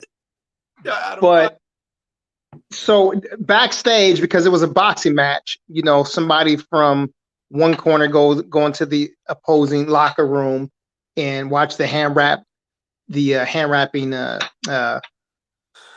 portion take place. And Tyron Woodley was cornering the wrestler guy, and Jalen Love was cornering Jake Paul. So Ty Woodley is there. He's watching the hand wraps thing take place, and Jalen Love started jawing at him a little bit. Jalen Love unaware that who Tyron Woodley is. So Jalen Love started jawing, and he was telling Tyron Woodley that he's a multiple-time world champion. And I guess he was thinking that the cameras wouldn't catch this and that people wouldn't catch on to this, but he was pumping his chest. He was beating his chest and saying that he was an Al Heyman fighter and that he was a world champion. And he was just saying some crazy things, but his energy was he had this combative energy, and he's sitting there telling Tyron Woodley, "Oh, I do this. Oh, I do this," pointing to the boxing gloves, as if I'm a real fighter. I'm not like Jake Paul, but I'll really do this. And Tyron Woodley was trying to be as respectful as possible, but he told him, listen, man, you don't want no parts of me. And so after it was done, Tyron Woodley was like, listen, if Jake Paul wants to fight, I'd take a fight with him. He said, I didn't say nothing because that's not my lane to be calling out no YouTuber. Or, not only that, though, this is Ben's night. He said after it was over, though, Ben was like, yeah, okay, you beat me, but can you beat Ty Woodley? So anyway, but Ty Woodley, my point is, Ty Woodley said that, listen, I'd fight him, but he was like, for the guy Jalen Love, he was like, I would like to fight him in an MMA match. He said, because I want to get him to the point where I take him down. I let him get up just so I could take him down again, let him get up, pull his arm right before the point where I think he's about to tap, let it go. And I just keep toying with him and just beating him up for a long time. Now, my question to you guys is, and I think I know the answer, but what did you guys think about that back and forth? And also, what do you think would happen even if Ty Woodley got into the boxing ring with Jalen Love and also in the cage? But Centos, Kyle, I want to hear everybody. Okay. And after we do this, we're gonna do the final words. I'm taking my right here because I gotta be at work in the morning. Unfortunately, unlike Shaw, he has his day off. But I want him to have that same energy with UFC fighters, though. That energy that he had, I want that. That's the Tyron Woodley that I miss. That energy of, man, I'm gonna beat your ass, but you can't fuck with me. I miss that Tyron Woodley. That's the Tyron Woodley that I miss, man. I miss the you can't fuck with me Tyron Woodley. Go ahead. Centos. Yeah. I don't know how much they knew about one another, and I didn't catch that. Well, anyway, now that Jalen Love can barely hold himself in a boxing ring. He definitely don't need to be in no MMA octagon. And now, from what I understand, I've heard Ty Woodley say multiple times before that he's got hands. He's trained in boxing for years, and he would love to. Before the YouTubers were getting money, he was always talking about he would love to have a boxing match, and make some money and things of that nature. Be able to fight, cross fight, MMA and boxing. And but as far as like the MMA, I mean, the boxing match may be competitive between him and Jalen Love, because I don't think a whole lot of Jalen Love, and this multiple champion, I don't know anything about that. As far as MMA, we already know what time it is. I mean, Woodley, that would be one fight he would look like Woodley. He would hurt the boy. So, I'm not opposed to them mixing it up. Real quick, Cam just entered. So let's all send our condolences to Cam. He lost Cam. He lost his grandma. What's up, Cam? let's send our condolences out to the man that makes this show live, and the man that makes the show keep going. When I go to sleep, he keeps it moving and going, and add people in. So everybody, just send your condolences in the chat, in the panel, man. Send your condolences to my dog, man. We really appreciate you, my brother, for coming on after dealing with that. So shout out to my dog, man, for real. Appreciate you, Cam. Every night, my man. I'm sorry for your loss, my brother. Yeah, sorry for your loss, Cam, and I hate to hear that, man. It's always hard to lose a loved one, man. So, my condolences from my family to yours. Yeah, man, and thank you for staying on with us every night. I know that gets hard to do sometimes because we get filibustered in here about random subjects. If it's not about combat sports, so appreciate you for everything you do to keep this channel going. And sorry for your loss, man. Yeah, you have your bloodline family, and then sometimes you have a boxing family and your YouTube family. So man, you lost one, man, but I think in 2021, man, you gained a whole lot more. You know what I mean? Definitely my brother, man. So we here for you, bro. For sure. Hey, I appreciate all the kind words, man. That shit means a lot, bro. On everything. Yeah, man. Listen, I'm gonna be real with y'all, man. This show wouldn't be shit without him because I fall asleep all the fucking time. You know what I'm saying? He'll hit me. He'll call me like, "Hey, nigga, get your ass up, man. Shit, it's 12." So, man, I really appreciate you, my brother. You know, we go way back like 4 flats on the Cadillac with no hubcaps, man. You know what I'm saying? So, man, my condolences to you, man. You already know I'm rocking. Whatever you need, man, I got you. For sure. I'm just happy. I'm glad that you were able to come on and keep the show going, man. I mean, so now that you're here, because I was waiting on you. I was like, I was waiting on you the most. So now that you're here, Kyle Davis is mama out. So I'm about to drop this mic and I'm out of here. Hey, y'all, I love y'all, man. I appreciate y'all for always supporting the channel. I appreciate y'all for always coming in every night, man, and showing love. I will get with y'all tomorrow. Hasta mañana. Keep the party rolling, man. And if I go to the bathroom, take a piss, I might hop back on and talk some shit and go from there. But yeah, man, y'all keep holding it down, man. DJ, love you, dog. Number of respect for you. Let me get the camera on. Yeah. Shout out to my dog DJ, man. Let the beloved respect for you. Centos Boxing, you already know OG how we get in. Absolutely, bro. EB, you already know. You know what I'm saying? We've been rocking for about 3 years now, so we live. My boy Shaw, of course, you know what I'm saying? We argue every day about who's the laziest. I think he's the laziest. He thinks I'm the laziest, but we can both agree that we're both lazy as hell when it comes to that job. Can't do shit right.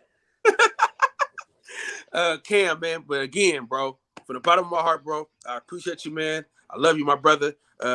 Much respect, much condolences, man. And when I get rich, I gotta show y'all what's coming. You know, when I get rich, man, either we get one of these, Cam. You know what I'm saying? When your boy get rich, man, either we get one of those, or I got the new one coming. I got another one coming. I got another one coming in. Let me load him up. See, are we doing that? You know what I'm saying? I want one of those right there. You know what I'm saying, Cam? Cam? Right there. When they get rich, man, you know what I'm saying? We coming. But yeah, like I said, man, another one like the other one. Same soup reheated, man. Listen, in the words of the great philosopher Lil E, man, I want y'all to breathe air and live life, man. You know, so is a treat when players meet. Thank y'all for breaking bread with me, man. Hasta mañana. Good night from the boxing session. We'll holler at y'all tomorrow. I'll holler at y'all tomorrow. Y'all keep the party rolling. Centos, man, I appreciate you for rocking with me every night, man, and holding it down, man. No, man, you doing me a favor, man. You provide me a home to ride through with overnight, man. I surely appreciate it, bro, my brother.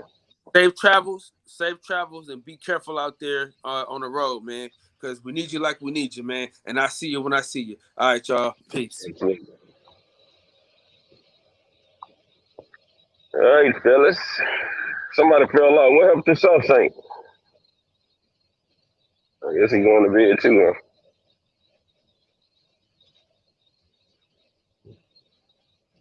huh? Y'all there?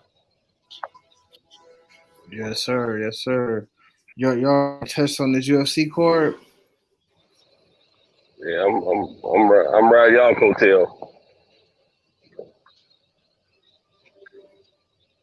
Yeah, man. I got a lot of love for Woodley, man, but I think he'd be best served, man, training and commentating.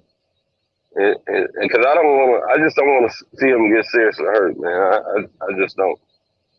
And he'll destroy Jay Leon Love in an MMA match, and he probably would embarrass Jay Leon Love in a boxing match, or it might be real competitive, you know.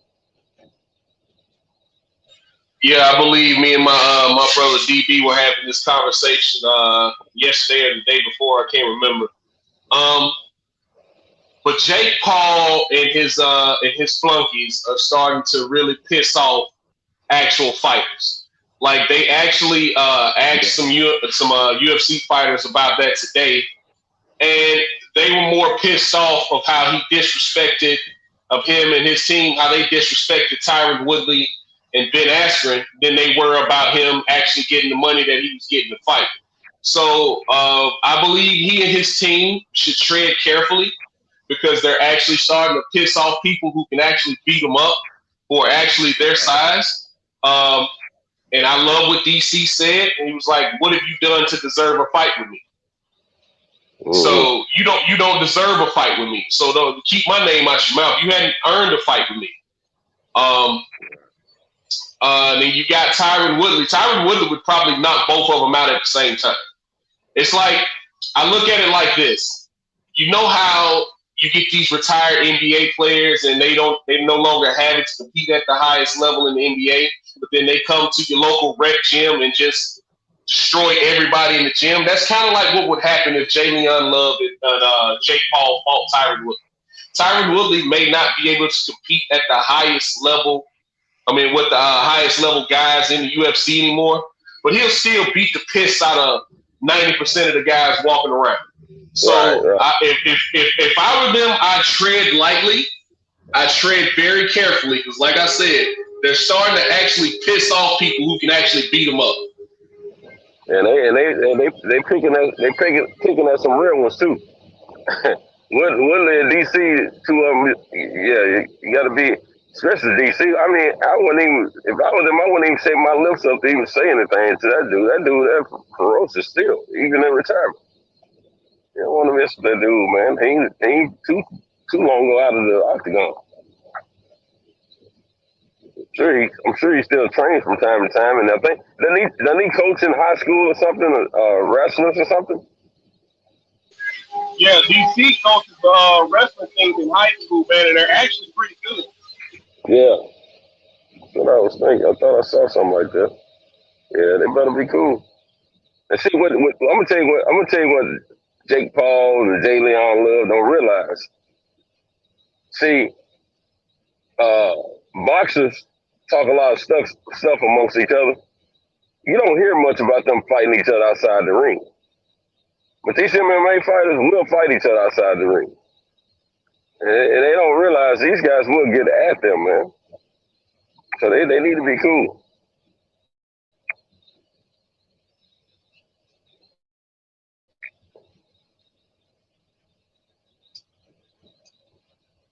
So yeah, I think this fight's gonna be pretty cool this weekend.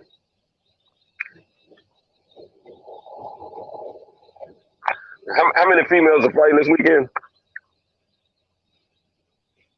There's at least 4. There's two fights with 4 of the top females in mixed martial arts, period, you know. So two matches. 2 female matches. 2 matches. Yeah, two I love matches. watching females fight, man. Yeah, it's going down, and these females are different, man. These are technical fighting women. Like they are really good at what they do. They know how to throw punches properly, punch placement. They know how to angle. They know how to throw kicks. Great grapplers. I mean, these are well-rounded fighters. And so if you watch these fights right here, it's not likely to be a stalemate at anything. Like somebody's going to show that they are superior, but you'll see some real like these women take martial arts seriously. 3 of them very seriously. So yeah, I'm excited about this. Yeah. I'm not one of those dudes that pumps up women's sports just for the sake of doing it. I like to see somebody who knows how to fight, and these women know how to fight. Right. And so I was kind of speaking on that. I think last week sometime about female boxers. Some of them, their technique is not what we want to see as far as female boxing.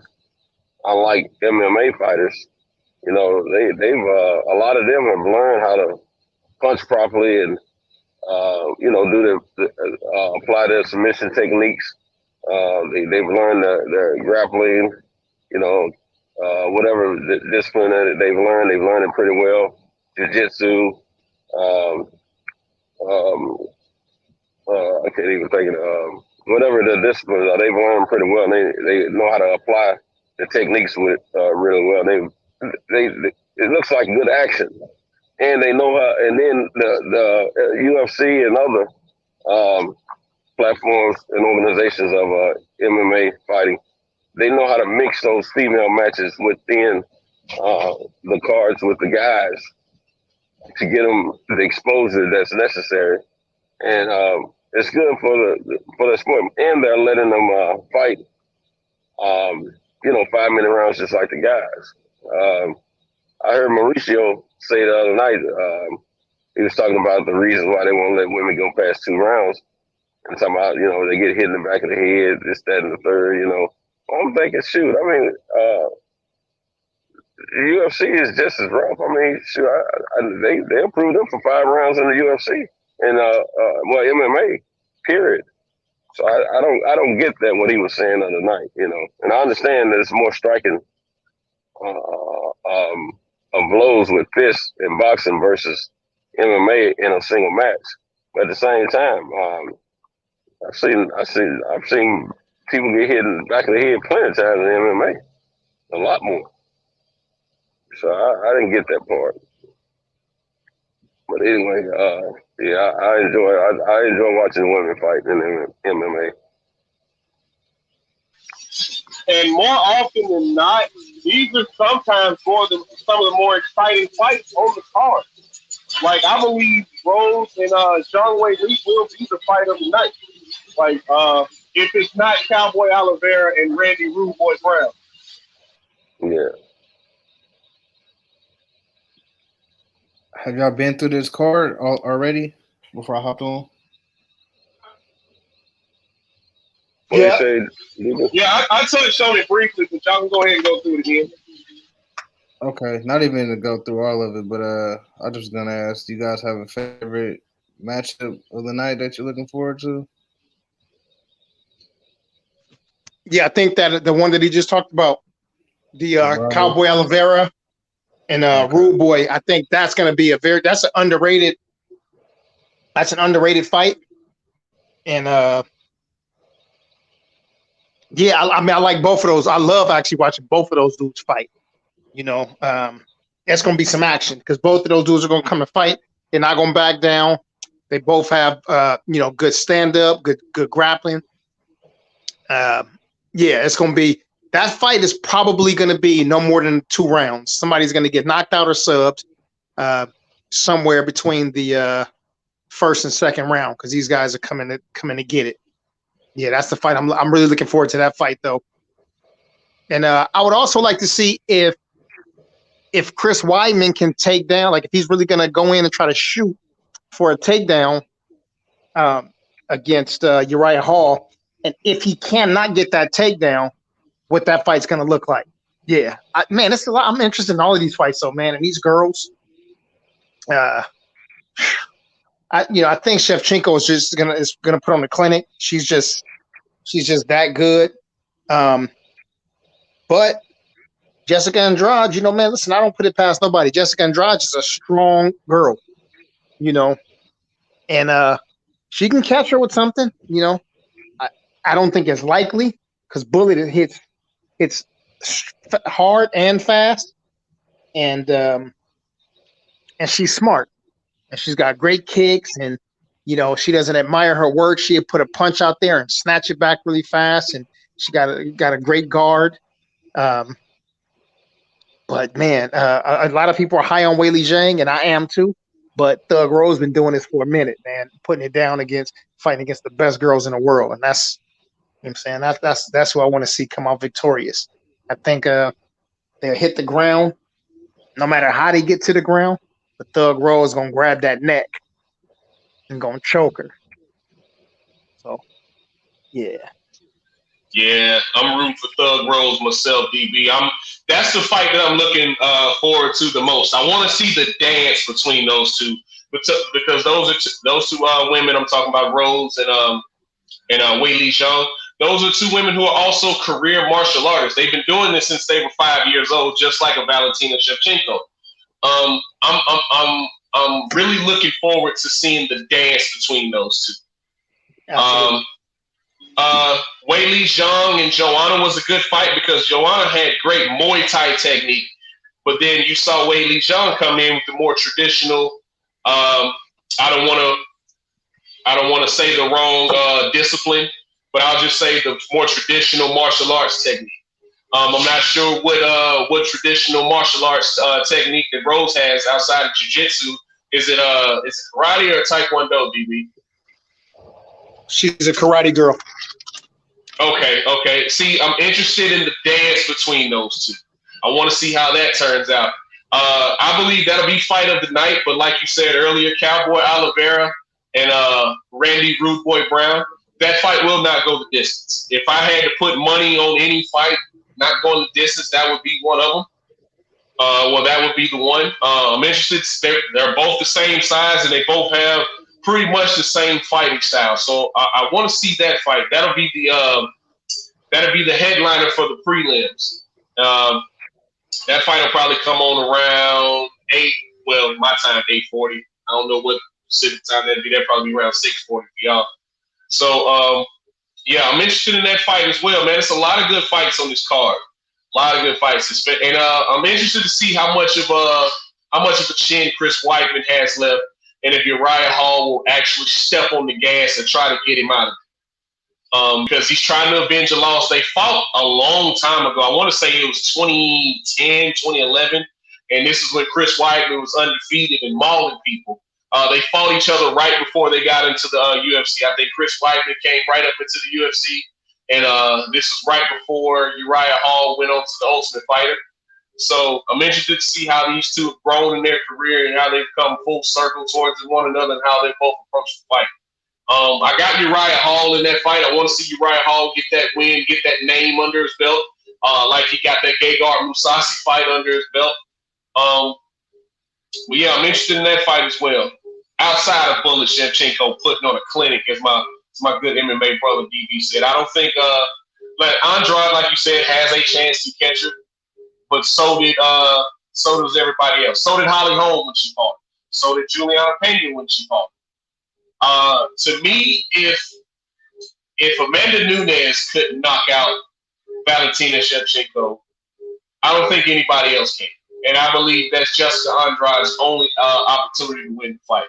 Other than that, I see her get pieced up through 5 rounds if Valentina doesn't head kick her and separate her from her consciousness first. Yeah. Well said, DJ. Yeah, I can't disagree with much of what you said. Yeah, I agree with much of that. Hey, listen, man, y'all know what time of the year it is for me right now, man. This is my holiday. So I'm gonna break out right now, man. I got to get my lessons in real quick before I lay it down, and I got to get my my early morning meal if I can before the sun come up. But I want to thank everybody, man, for coming through and rocking with us. Another fun show. You know, despite the loss of our extended brother, Cam's fam. And but other than that, man, you know, a good day, good show, and appreciate everybody, man. Centos, go on and catch your Z's, man, and get back on the road, man, full of energy. Cam, we're gonna do it again. I've been doing my thing since you woke me up. Right on, right on. Hey, appreciate But you, Cam, D. we're gonna do it again, Cam, in a minute. DJ, you already know. We'll be talking, man. You know, through the gram and text and all of that, man, throughout these fights. But it's combat sports happening all weekend, man. So from tomorrow and Saturday, you know, it's a whole bunch of stuff going down. So just keep your eyes peeled and keep your ears listening, man. Shout out, I can't see the chat, but man, shout out to all my brothers, man. J.A. Dixon. Shout out to my brother Birdman, Best Pugilist. Who else is in there? Eli Zachary, Reggie. Yeah, I'm not looking at it, man. So forgive me if I miss anybody, man. But I thank y'all, brothers, man, and you know, y'all finish chopping it up, and all y'all get some rest, man. And I'll talk to y'all in a minute. All right, brother. You take care now, man. Yes, sir. Thank you, brother. Yes, sir. Yeah, fellas. Just enjoy a good weekend of fights, man. I don't know when we'll go live again, whether it be Saturday after the fights or Sunday at our usual time. But just enjoy a good weekend of fights, man. This will be interesting. Like I said, I'm most interested in this UFC card, but I also heard that Belonga was fighting this weekend, so I'm going to check out Puerto Rican Tyson, as they've dubbed him. I'm ready for him to get a step-up fight against somebody like, let's say Gabriel Rosado. I believe that'll be a good step-up fight for him. But just enjoy your night, fellas. I'm gonna go ahead and bow out of here too. I got some final things I got to do, some paperwork and stuff I got to finish before I can get out of here in a couple hours. Great show as always, Cam. Once again, man. Sorry for your loss, brother. I'll pray for you and your family tonight. For me and mine, I just wish you the best, man. And Centos, you already know what it is, OG. Love you, bro. Y'all take care. Take care, bro. Appreciate it. Yeah. Appreciate it, DB, DJ, man. Y'all be on the lookout. I'm about to shoot y'all some little IG friend requests within the next day or two. I'm gonna get y'all shit from Kyle. Centos, man, appreciate you doing your thing. You about to hop off or you staying on here? I'm with us. That's why I was about to ask you how you feeling, man. I mean, if you want to invite some guys on, I'm down for it. All right, yeah, I'm up. I'll shoot the invite into the chat. If y'all want to stay on, y'all can do y'all thing. Other than that, you already know, man. We're on here till the wheels fall off.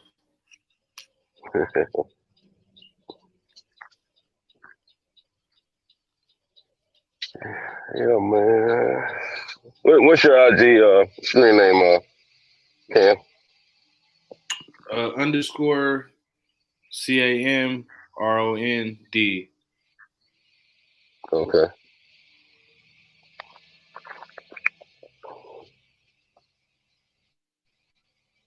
Let's see if I can pull it up right now.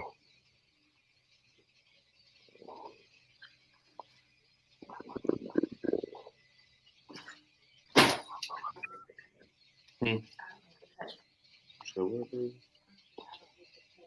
Let's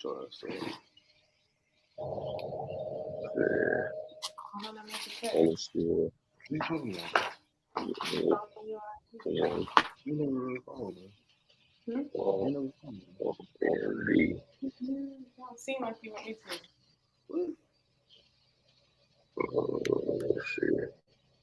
Was it on? Oh shoot! I hit the wrong thing. No, man. Let's see what I did wrong.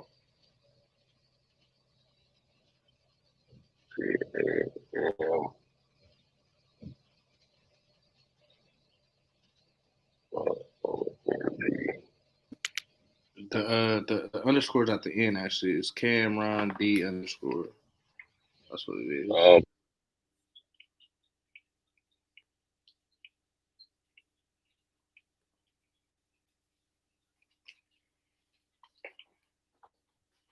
Birdman, got you, Birdman.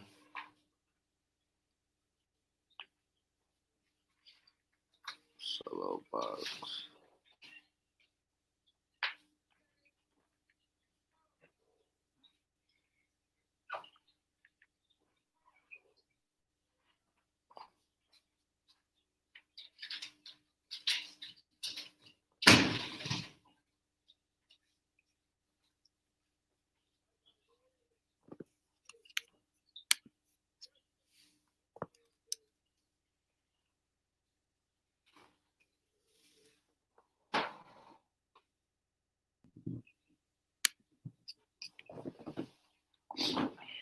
Check the private chat, Cinto.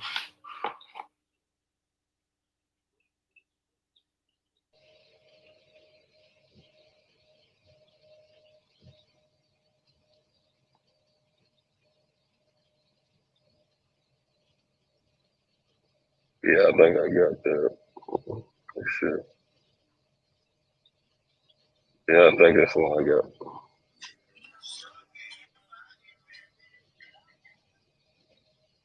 Yeah, we locked in right there. Yeah. I stumbled across Wilder's IG today, and he looked kind of skinny to me. I don't know if he looked like he was skinnier than he was when he went into that Tyson Fury fight. Who was that? Wilder. Wilder? Oh, Wilder was online today? Yeah, I came across his IG just randomly. I was looking at shit, and like, he looked like he back to his regular size. Oh, yeah. Yeah, I went on his page day before yesterday just to catch up, you know, because in case I had missed some stuff. Seems like he's just chilling right now. Yeah. In that John Jones stage. Yeah. Yeah. See, boy, he over here hanging out, promoting himself. Man, I wish they had just went on up to the program, man, and had that trilogy, and moved on with whoever's gonna fight next, you know, or whoever they were gonna fight next. It seemed like Tyson dragging this thing out now, huh? Yeah. Are they still in courts about that? Do you know? They're still having mediation. It's still going on, from what I understand. Okay.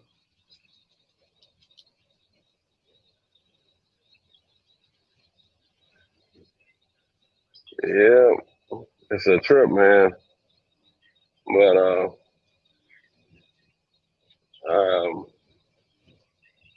you know, they should have just stuck to their guns and delivered their third fight, man.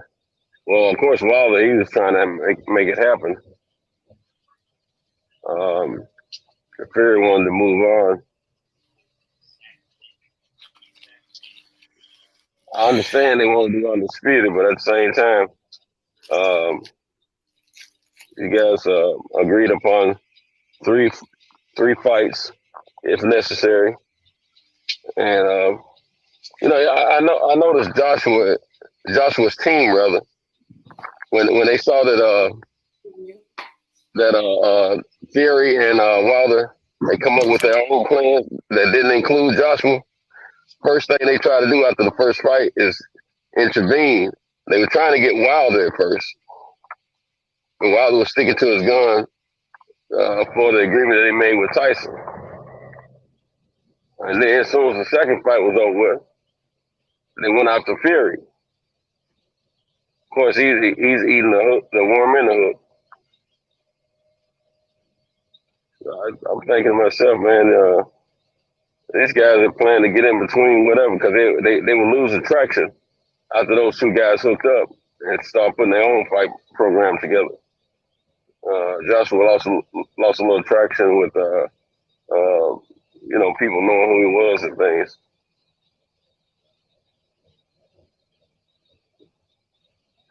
And that was probably before I think I was before the Andy Ruiz loss.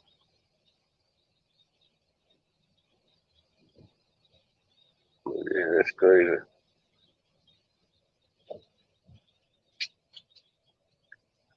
Yeah, man. You know, like some good old fights. If we can get them. Yeah. I'm ready to see. I'm ready to see him get back in the ring with anybody at this point. Yeah, me too. Me too. I am too. In my I opinion, think he was waiting. Go ahead. He don't have to get that Fury fight back if Fury don't want to fight him, fuck it, move on. Yeah, right. And I think he was holding out because he was trying to do everything he could to get the fight, and he didn't want to make the first move on fighting someone else because that'd make it look like he wasn't trying to make the fight happen in the first place, which we all know different. And then that would also give Fury the all-out excuse to go out and make another fight with someone else, which he's already got his mindset on that anyways.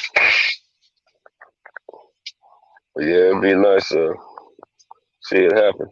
Win, lose, or draw, I think they should have had it, and I think it would have been healthy for the sport. But yeah, man, I tell you, you got people that make it bad for a group of fans, make it bad for others, and vice versa.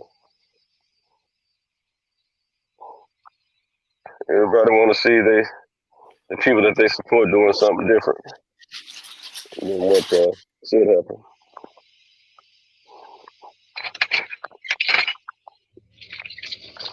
Yeah, now do you live in Oakland as well, Cam?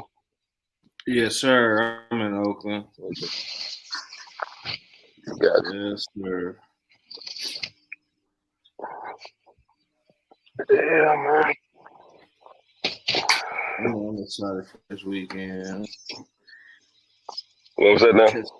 I said I'm excited for this UFC card this weekend.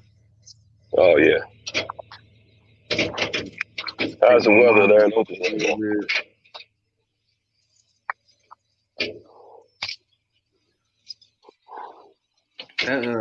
Touch on that Tyron Woodley Say it again. subject. I said to touch on that Tyron Woodley subject that y'all was on when I first hopped in here. And that was some fake ass bully tactics they was on. Seemed like Tyron Woodley, he had a place in his life where he just was chilling on. He wasn't really worried about them cats. I was ready for him just to go crazy on all of them. Yeah, man. Yeah, I don't want to see. As far as the actual fights for MMA, I just don't want to see Willie get hurt, man. He's not in love with the sport as much as he was, and he is getting older. It does take more work.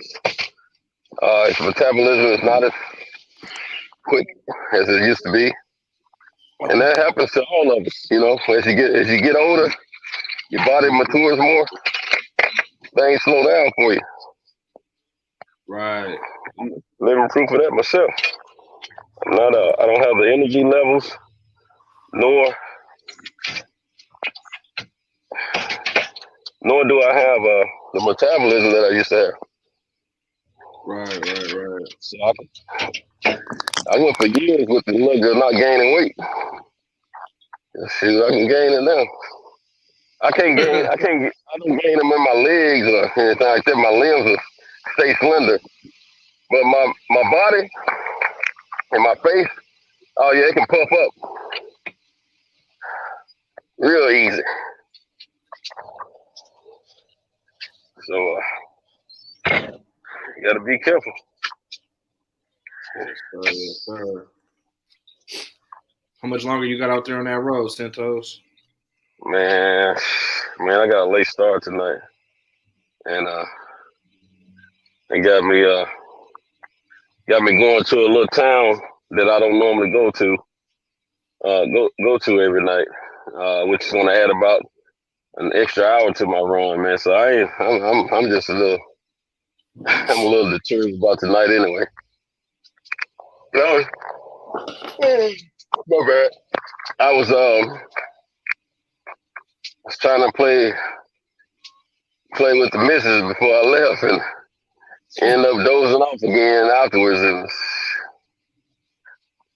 now I'm late and I'm regretting it, man. I wish I went on and got on time start, you know. But when you get to the point in your relationship like mine is, my marriage, you got to get it when you can, bro. but you got to stay awake after you get it. You know what I'm saying? So if you got to work, I dozed off for a second. That's what I screwed up at. But yeah, man, I'm gonna be out here. I'm probably gonna get finished about 10 a.m. in the morning. I don't like that. I like to be done before then. I like to be done by no later than 8 a.m. in the morning, and where I can kind of beat a little traffic. Yeah. How far do you usually drive from home? I do a round trip of about 350 on average, 350 miles. Oh, wow. Okay. Every night. Of course, it'd be about 370, 380 tonight. Mm-hmm.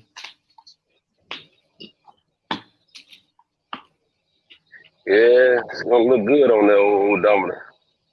It's gonna affect my fuel expense and everything, but I don't even have room to argue about it because not long ago they gave me a bump in pay, man, and so they're not gonna try to hear any complaints about what. Because at first I would let them know, you know, man, I don't appreciate going here or there, you know, and more time, more fuel, and this, that, and the third, you know. Shoot, now. With such a cake, gonna gotta get that ass over there. Yeah, they gave me enough to keep me quiet. Yeah, man, good for you. So, I can't even argue with justification. I said, good for you. Well deserved, I'm sure. Yeah. It was overdue, man. No doubt about it. Well, I'm sure they ain't doing you no favor. I'm sure you earning every dollar of that, man.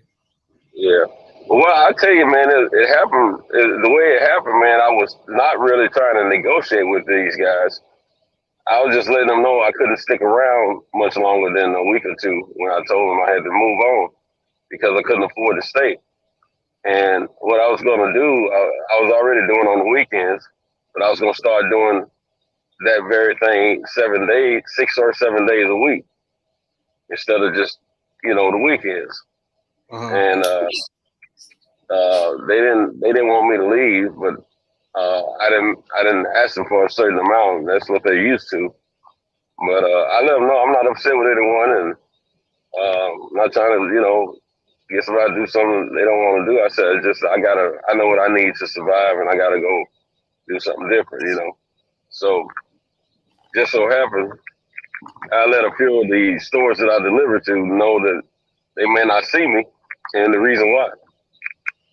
Yeah. They got on the phone, and the company that pays the guys that I contract through, the customers got on the phone and called the company and told the company that if they need to tell those guys that I contract through to do everything they could to retain me, because if not, they don't want to start over and breaking a new driver in and waiting and dealing with a new driver, not knowing how he's going to think or how he's going to deliver and stuff like that. And then they also told them that they wouldn't be as anxious to order as much stuff as they had been ordering. So they had a couple of meetings about the situation, man. Next thing you know, I get a phone call asking me to stay on and tell us what you need, all that type of thing, you know. Hey, man, that's lovely right there. That's what you want from the yeah. But see, I know I can get what I need. I can get the bulk of it Monday through Friday, and then on the weekends it'll be the gravy. You know what I'm saying? Now, if I don't want to work a weekend, I still can afford to not work on a weekend. But I need to have to work on weekends right now because I'm a one-man team right now. And until I get a little bit more work assignments, I'm not going to hire anyone.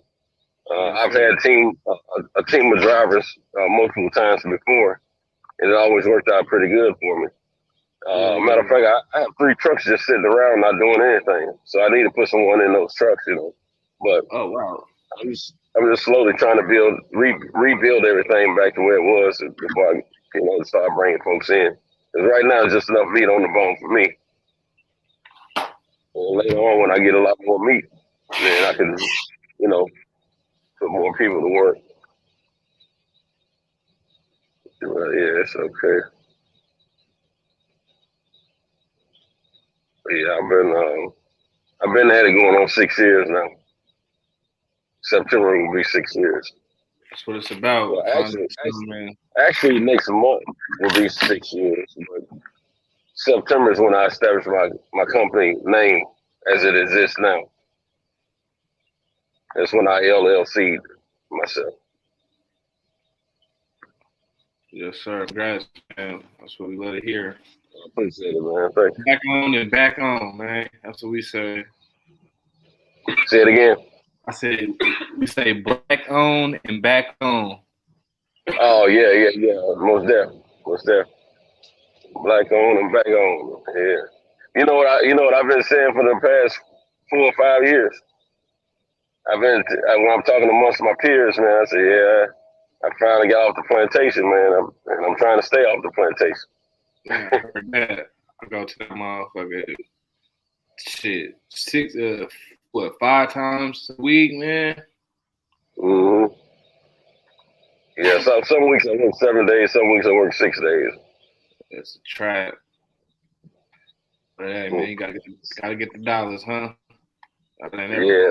See, I don't mind putting that kind of time in for myself. Right. But when I'm working for someone else that may not care about my well-being or who I am, what I mean to my family and things of that nature, I'm not willing to go out there and do it 6 and 7 days a week. You might catch me free. So I used to be in a car selling business. Okay. So 6 days a week was normal, but I didn't want to work 7 days a week for those guys, man. I mean, just to make sense of it. Yeah. When you was selling cars, it was strictly commission? Yeah. What kind of dealership were you at? Shoot. Most everything except for I've sold a little bit of everything. The highest trim level I've sold is level of car I've sold is Cadillac. I never sold Mercedes or BMWs or Jaguars or anything like that. Porsches and all that. But most of my career I've sold Toyotas. Okay. Yeah, I really believe in them Toyotas, man. They're great cars. Yeah, they are. Yeah. I tell everyone, 100,000 miles on them things.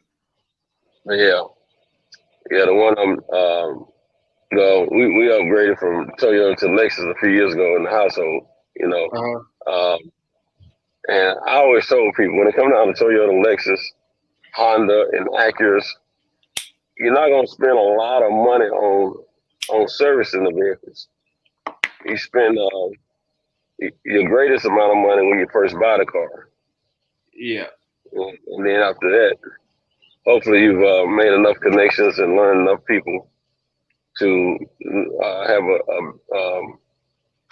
a service department that you have a personal relationship with, and you could just tie in with them and get your car serviced and get them back at a decent time and all that, and they keep you riding good, because I always tell people that when it comes down to Toyota, Lexus, Honda, and Acura, it may cost you a little bit to get in the cars, but it won't cost you a whole lot to maintain those cars. Right. And the pieces of the parts is going to be readily available always, for sure.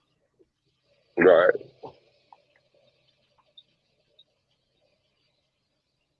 cars. I had to go to a dealership yesterday morning when I first got finished. Uh-huh. And I was meeting a family member there, and it was a young lady, and she was trying to do her due diligence and getting herself another car. She had some personal issues with the one that she had, so she was wanting to get another one.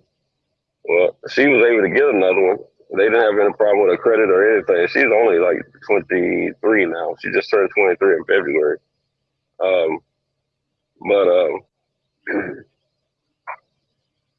You know, I was a little worried about the payment that she's on.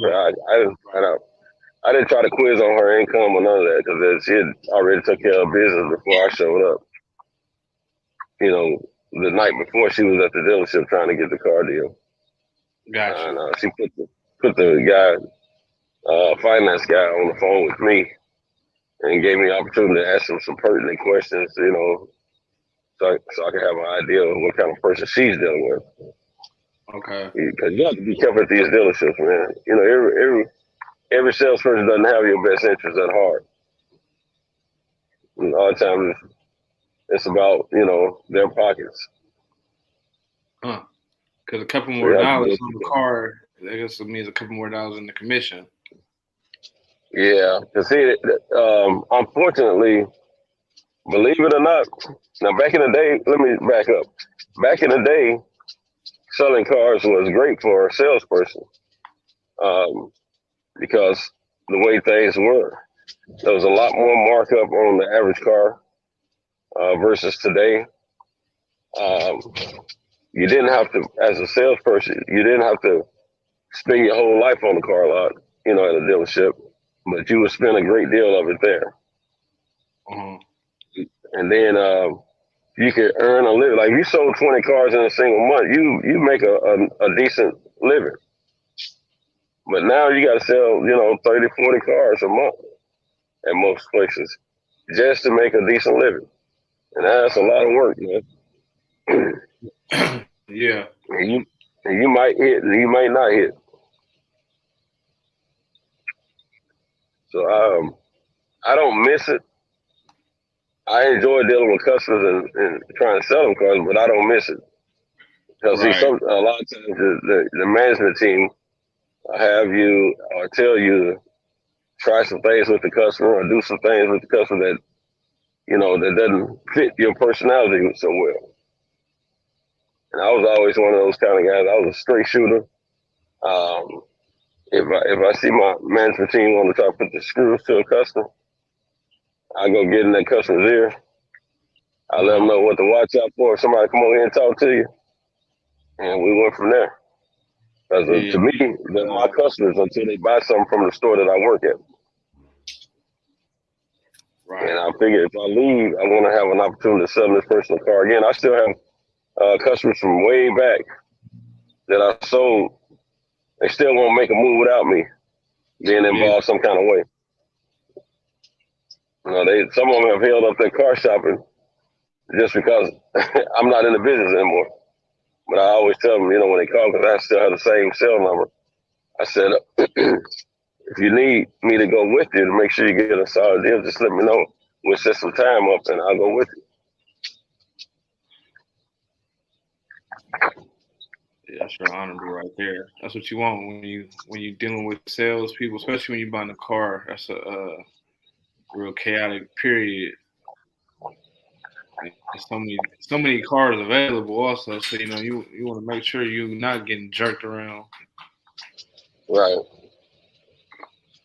And see, right now, the availability of cars, new cars on the lot, is thin, man. I mean, a lot of dealerships are short on inventory because a lot of people have been laid off, you know, because of COVID. Okay. So, that made me think of something. So I got a question. I'm not sure how many states this was going on in, but after the George Floyd death, right? We had the first night it happened when everybody was rallying or was rioting and tripping.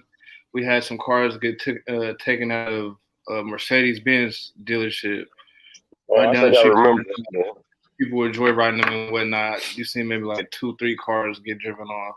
The following day, at a San Leandro Dodge, they said 70-something Hellcats was stolen. That was an inside job. Well, I didn't know a dealership had 70 Hellcats in stock at one time. You know what I'm saying? Right. Yeah, it could have been an inside job. Now that you mentioned it, if it's that many, they came up missing. I mean, it's still that many.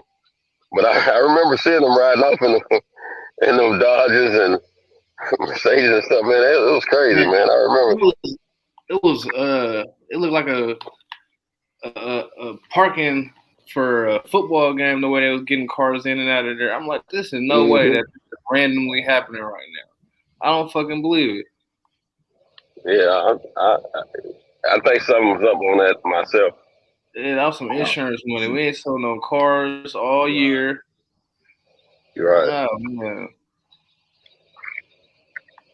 because keys are not locked in the car, correct?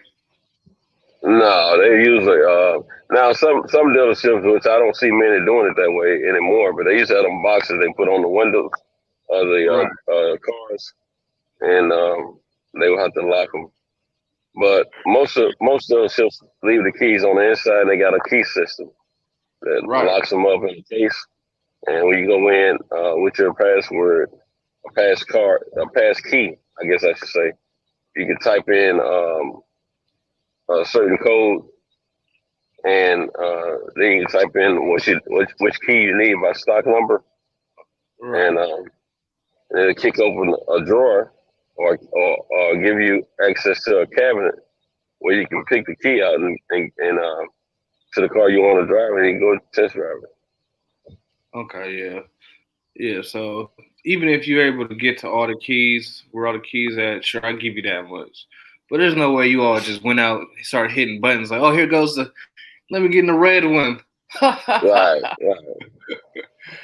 Well, you know, they got depending on how a dealership identifies that car, those cars on the key tag.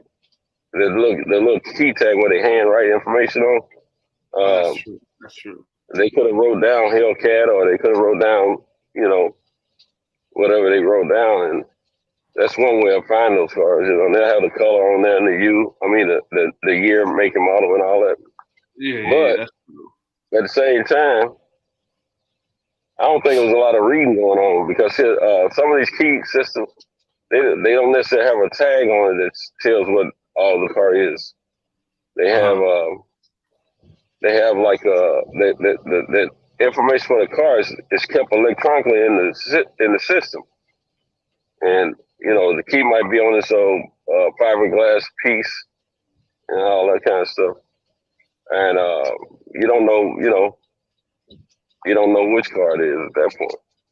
Unless they got a little small key tag on it, where somebody has filled out some information. But yeah, I'm like you on that one, man. 70 Hellcats stolen in one time. I don't think that was an inside job myself. Yeah, right. To me, it was just like, all right, we seen this happen yesterday. Cars were being stolen. So if you were worried about fucking cars being stolen, ain't no way 70 plus cars is just gonna be gone from one dealership. I don't believe that. Right. I don't believe that one bit. I remember they showed some people riding off in the cars, and they were just casually moving and waving at the camera at the same time. I said, these stupid idiots. Right. Yeah, it wasn't like they was just smashing at it. They was in line formation, like, we're out of here together. Right. That was crazy. Yeah, I forgot all about that, man. That was crazy.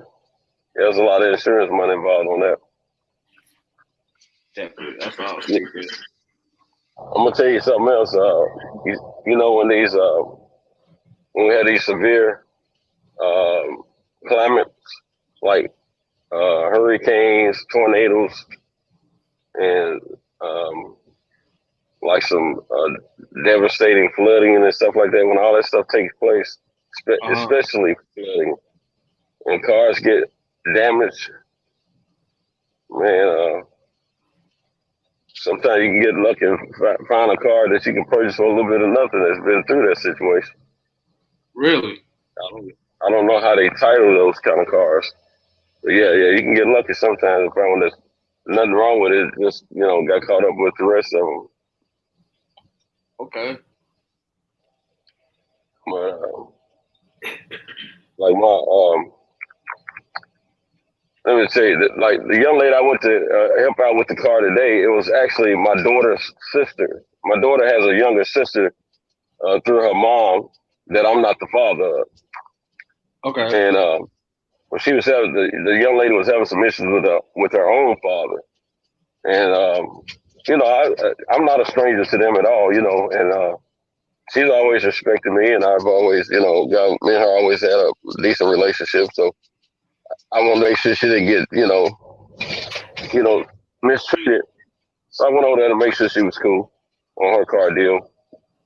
And then my daughter's mother, their mother, who's my ex, she's planning to get herself a new, she wants to buy her first brand new car this summer. So I've, been talking to her, and I gave her some tools to work with to educate herself on what the market is and what kind of paper she'll probably be looking at, this, that, and the third. And so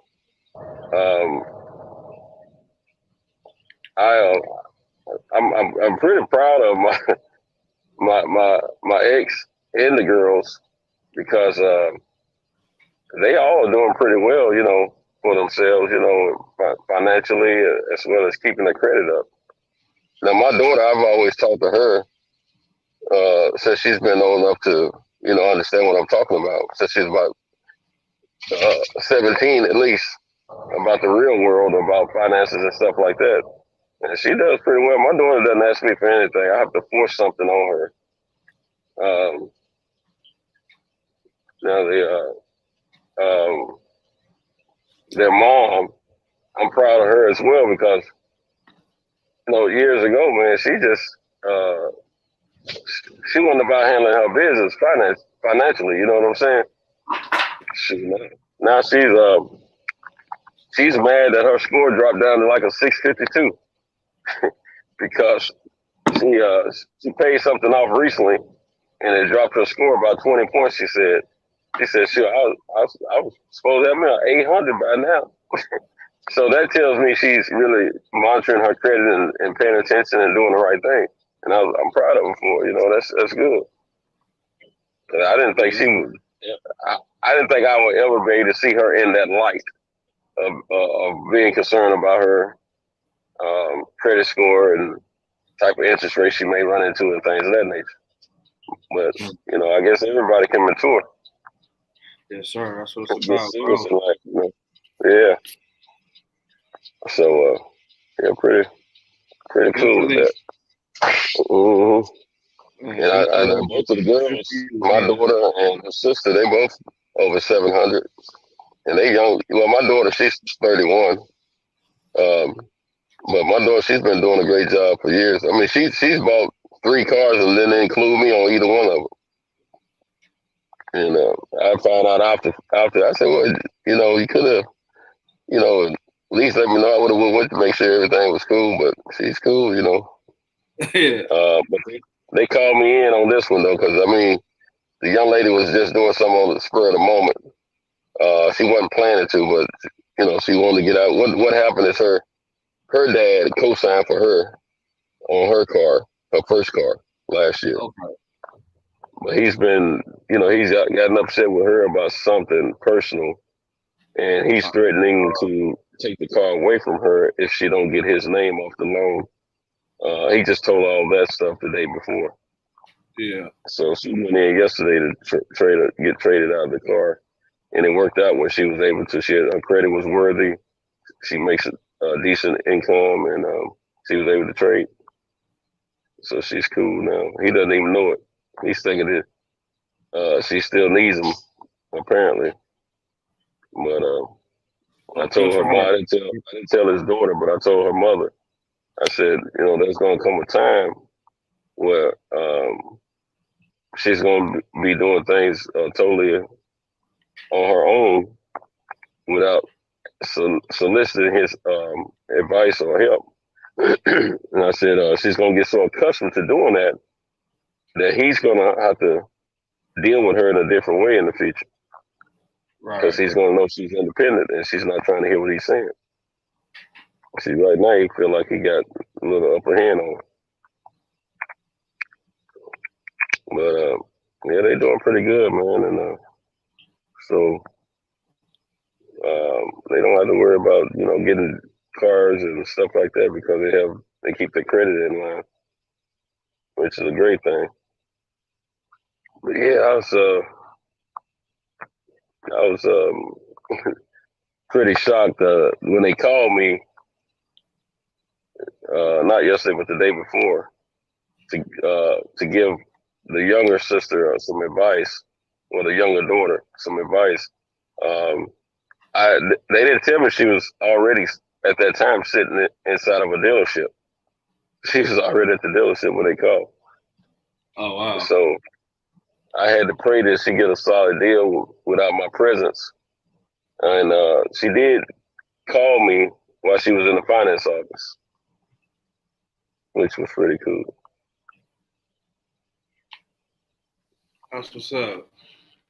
Mm-hmm. But yeah, I just pulled up to a dealership, Ford dealership, man. They look like this place here is pretty good size Ford dealership. Man, they got so much. You can go ahead and do donuts on their parking lot, man. That's how light the inventory is. It's true. Yeah, I'm in Huntsville, Alabama. Huntsville. I've never been to Alabama. Yeah, this is where the Space Center is. I don't know how many space centers they have in the nation, but this is one of them locations. This city here. Oh, okay. Yeah. Oh, Alabama. It's DJ's area. Yeah, I've heard him talk about it. Yeah, we always talk about that. Yeah. Where do you live? I'm from Nashville. Nashville? Okay. Y'all want to get out there. I've never been out there either. I heard y'all got good live music and good barbecue. Yeah. Got a few pretty women too. And then we got just like anywhere else, we got crime as well. It's just a little different in some cities, I guess. But it's got a little bit of this, a little bit of that. But I tell you, man, we got hit hard these last 2 years, man. Last year we got hit by the tornadoes pretty bad in the heart of the city, and then COVID, we got locked down on that, and then turn around, we get hit with tornadoes again this year, and some more. It's a lot of damage to the city. Oh, before the second tornado this year, in December, I think it was, or sometime. Yeah, it was in December, I think. There was a bomb. We had an explosion in downtown Nashville. Oh wow! Yeah, man, it's yeah, Nashville been hit. It hurt hard, as far as catastrophic stuff that's happened. Yeah, since last year. I watch Bussin' with the Boys. Have you heard of it? It's a podcast with Taylor Lewan. Bussin' with the Boys. It's a podcast. You said Taylor, the football player. Yeah. I haven't checked it out. The closest I get to that, man, I go to the Zone on the radio station, listen to the radio show about sports, sometimes. But a lot of times during the day, man, I'm either busy or I'm sleeping. Well, I may not necessarily be sleeping, but I'm in the house because I've probably drove all night, or probably sometimes when I drive at night, I go home and to Nashville, and I may take on another assignment and drive during the day as well. And then by the time I get to the house, I'm done. Get to sleep early, huh? But yeah. how many hours out the day do you sleep? You sleep for a lot of hours, or you just sleep for a couple hours? Nah, man, I don't sleep like I should. Well, sometimes, like if I go home right after I get finished at night, I may eat a breakfast, and if I sit down after I've eaten that breakfast, excuse me, my bad. If I sit down, depending on which piece of furniture it is, 9 times out of 10, I fall asleep. I try to stay out of the bed. But if I get in that recliner, it's a wrap. If I get on a certain sofa, it's a wrap. I'll doze off for an hour, maybe 3 hours, and then I'll wake up and then I'll, do a few little things. Then I probably won't fall back to sleep until anywhere between 5:30 and 7:30, which is really not good. I need to fall asleep no later than 5:30 in the evenings. If I fall asleep, if I get in the bed no later than 5:30 in the evenings, and I stay put until it's time for me to get up, I'm good for that night to drive, and I shouldn't be sleepy or anything. But shit, I'm hard headed. I be acting like I'm gonna miss out on something, I guess. Yeah, I know how it is. I used to work a whole lot of graveyards, so to this day, like I need a few hours of sleep and I'm back ready to go. Right. It just changes something in you when you do it. I think for an extended period of time, you just think about sleep different. You don't need as much. Yeah. Hold on, I'm gonna switch. Like one day out of like 3 weeks, I'll go to sleep either early or sleep in real late. Can you hear me? Hold on, Cam. Cam. Oh, there you go. You can hear me now? Yeah, I got you. Okay. Yeah, I switched my earbud. I could tell the other one was about to go out. Started chirping in my ear. But yeah, man. Yeah. I've been driving consistently at nighttime for the past year and a half. And now it's gotten to the point where I don't want to drive I'll drive during the day, but I'd prefer not to. Because there's so much more traffic out. And, folks can't drive, man. They just be out here tripping, man. Yeah, see, at nighttime, of course, I can get away with more at nighttime, I don't have to be as straight in the lines as I would have to be during the day. Because there's less people out here, you know what I'm saying? Yeah. You in a big rig? Huh? You in a big rig? I'm in a box truck, 26-foot box truck. Okay.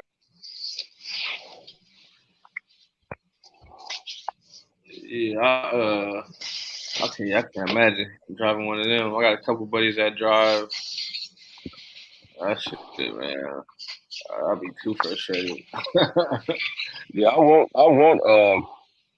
When I gotta move some stuff to the end of the truck, I gotta go to this small town I was telling you about from here. But the summer of 2019, I was going to purchase me a rig, but I didn't have the license and the training to drive them, and so I actually went out shopping for them, and my thought was just to hire somebody to drive it, you know what I'm saying, and just think about the earnings that I could get off of it. But I said, man, you're stupid. I said, why the crap would you buy something that you can't drive? I don't want to own anything that I can't drive myself, because you never know if you have to be the one to fill in for someone, or right. You gotta be able to. You need to, for sure. Yeah. Or if you just run into some situation where you need to be the one driving it or whatever. So I want to make sure that I'm capable of driving whatever it is that I own. Yeah, smart. Yeah, man. This guy is he just passed his class B. What's it? Class C? Class A? Yeah, probably A's. It can be A or B. And they might have the C. I just don't know if they have the C. I said I believe he just got Class A. That's the big rigs and whatnot. Yeah, the big rigs don't have a Class A. Yeah, he called me when he was practicing for it. Yeah, man. I tell you what, man. You know, learning to keep them in the lines, it's not hard. It's the hard part is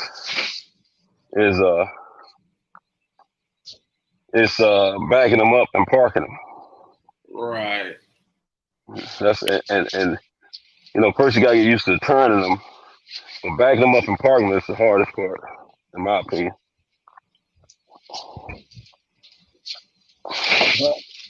Yeah, and everything. And I have to admit, man, it took me a minute to get that. Took me a minute, but once I got it, I mean, one night while I was laying in the bed thinking about it, because it was getting close to time for me to get to learn how to do it, because it was time for me to take my state test, and it was a certain maneuver I was lacking on, and it finally clicked to me. And what I had to do, because I was looking at all kind of videos and trying to figure it out. But what I had to do, because I'm gonna tell you, some people, man, they take to it like it's second nature, like they've been driving before. I had some guys that came in class, man, they were off the hook with them trucks. And they made them maneuvers look like nothing. And it took me a minute. I wasn't the worst one, but I wasn't the best at all. But when I got it, I got it. I was able to slam that thing in with no problem. And what I had to do, I had to think like I was looking at the truck from up top like a bird, like a bird's eye view. Oh, okay. Where I could see the whole truck itself. And I had to imagine me backing the truck in, and from an up top view, depending on how I turn the wheel and maneuver the truck, determines how the truck is going to, move. And I was able to understand more about what I was trying to accomplish through that, making myself feel like a bird and looking down on myself drive the truck. And after I did that, man, I took care of business. I come in that next day and start slamming the truck in, doing the maneuver. They were like, "Whoa, what did you do? You have no problems today." I said, "Nah, man. I said I had a dream last night." I said that dream made me understand what I was supposed to be doing with these trucks. But I never did get the experience after I finished school. I accomplished and got my license and all that, but I didn't take a job like the rest of my classmates did. So I don't have the experience of driving semis over the road like that. And the reason I didn't take a job, because at the time, in 2019, I took about 8 months off and didn't do anything outside of training. And because I had a high profile client that I used to take care of then. I had a crew of guys, and we were taking care of them 7 days a week, around the clock. But I stopped doing that because I took off because they started paying me slow, and I couldn't. I'm from the streets, man. I can't have nobody owe me over $60,000 and thinking they gonna get away with it. So I got nervous, and I didn't think I was gonna get my money, but I knew I had to still pay my team, So anyway, I went on and set my trucks down on that company. As good as the money looked on paper, I still didn't want their money. Yeah. Shoot, they could have stuck me with that $61,000, man. Yeah, that wouldn't have been cool at all. They paid me though. It took them about 3 weeks to pay me.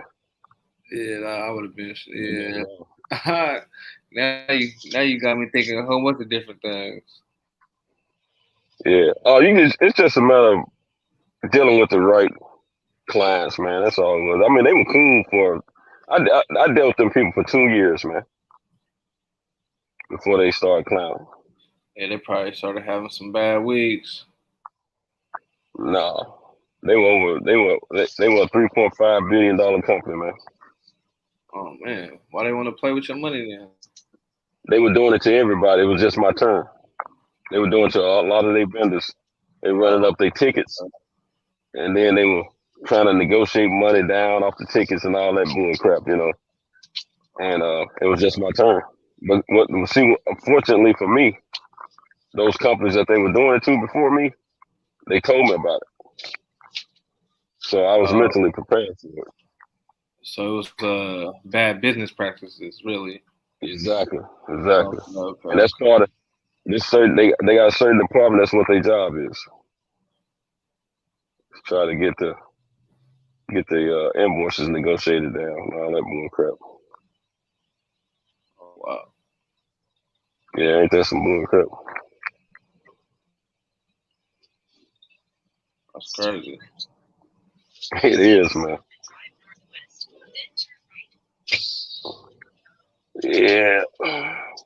Yeah, this place I'm on my way to, man. I've only go there like once every 3 months, man. I don't particularly like to go there. I ain't going that way. I'm going the other way. It's a sketchy town. Yeah, it's a little small town outside of Huntsville, and it's like a little country town. Mm-hmm.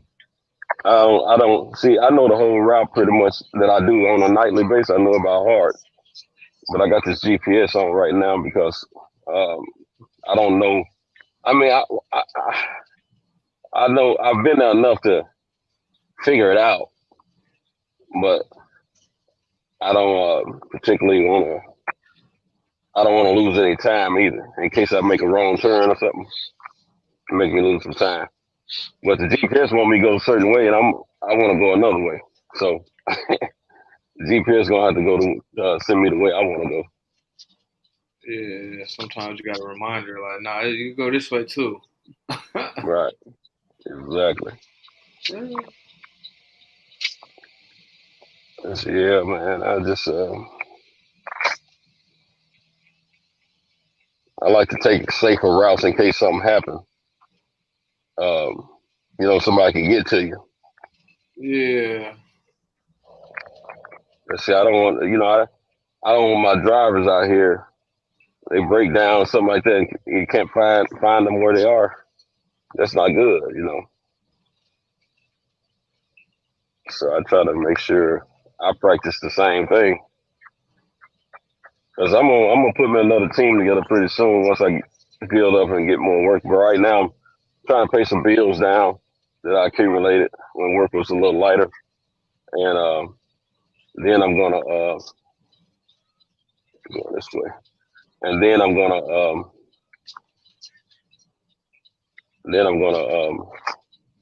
put my team back together. I got to make sure I'm sitting on a certain amount of money in my bank account.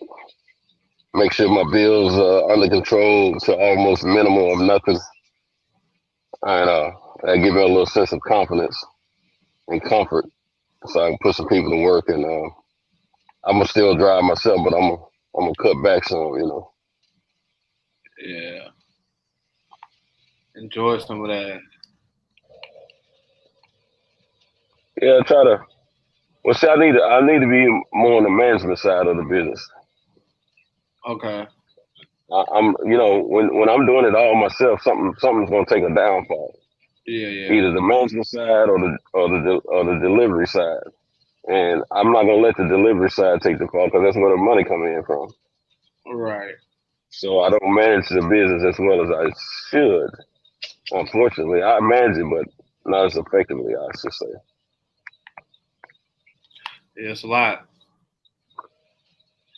Yeah, it can be, brother. It can be. I already know. Yeah, we're gonna get it though. Yeah, I know that. Ever since I've been hopping on here, you gonna be out there every night. Oh yeah, man. I'm here. I don't think it's been. Do you work weekends also, huh? Yeah, a lot of times. I've been going 6 and 7 days a week since November. Okay. But I didn't drive last weekend because I put the truck that I mainly drive. I put it in the shop. Had a lot of things done to it, and then this weekend I'm hoping I can get out if I got some assignments I can latch on to out there. What kind of bill is that when you have to bring the truck in? Well, the bill. I spent $1,800 this past weekend. 18. Yeah, I had some stuff done the weekend before too. That was a little less than 600. It was like 560 something. Oh wow, so it's kind of like a ongoing thing with that, I'm sure, huh? Always putting a couple dollars Yeah, in. you gotta. I was the 560 something was some service that I was overdue on. The 1,800 were repairs that I should have had done and taken care of a long time ago. Oh, okay, gotcha. But I got them all straight now, so hopefully I don't think I got to do is that required maintenance. I have to do required maintenance once a month because I do. Anytime you're driving 8 to 10,000 miles on a diesel truck, you need to do what we call a PM service every 8 to 10,000 miles. Okay. And I was due for that, so I was overdue for it rather when I did that $560 something worth of service. So now I got myself back on track. That same service that I have done since I'm not overdue, it cost me a little more than half of that 560, probably like 4 something. Okay. 3 to 4 something. I just got to do it like on time, like clockwork. I'll be all right. So probably toward maybe the third week of next month, I'll get it done again. Mm-hmm.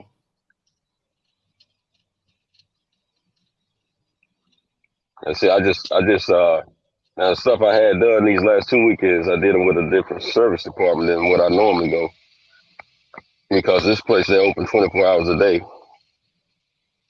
and they have less charges per hour for labor.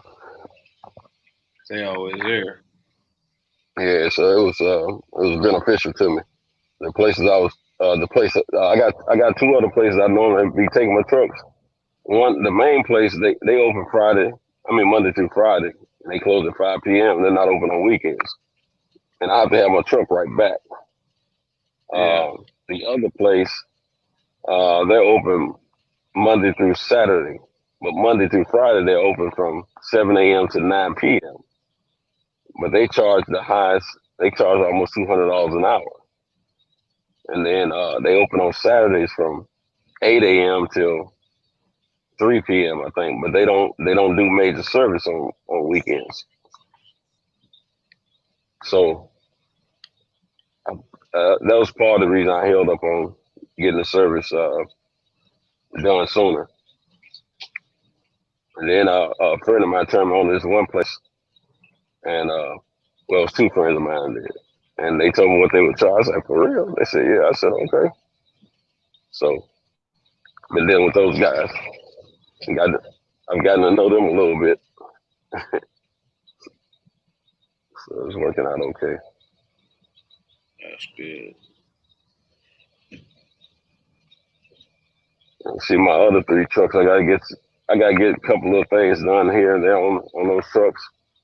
And they're older trucks, so I'll probably end up selling them, so I can upgrade and get a newer truck like this one that I'm driving now. Get you 2 Actually, I'm ready to make more money that way. I need to get one more like this. Well, I need to get 2 more like this actually, but one at a time.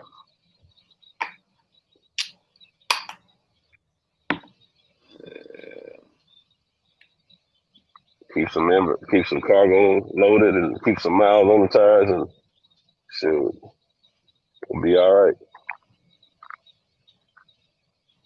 I love that it was working out. That's great. That's what you want right there. Yeah, man. See, my dream has always been to, and if I'm earning some money while I'm in the bed asleep. Oh, shoot, who is this? Hey, Cam, I appreciate it, man. My wife is calling, man. All right, man. We'll get back to it tomorrow. I'll talk to you later. I appreciate your company, man. It's all good. Later. All right, bro. Okay. Word.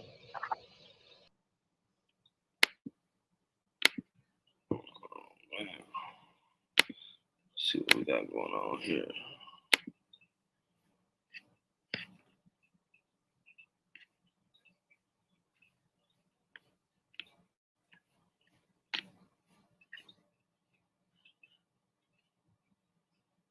Whoever's still in here probably sleep. There's 5 people in here. Put some in the comments if you in here with us. What you got? Got the roots, he let the beats build, bitch, and we never switch. Even if I'm rich, I'll be broke like I'm Mitch. Niggas talking down, but that's headed in the wrong direction. But I knock that shit out like the boxing section. Cause they can't touch what they can't see. All I gotta do is be the same me. All I gotta do is keep it G. Always be the same me. While I'm solid, boy, they can't change me. No.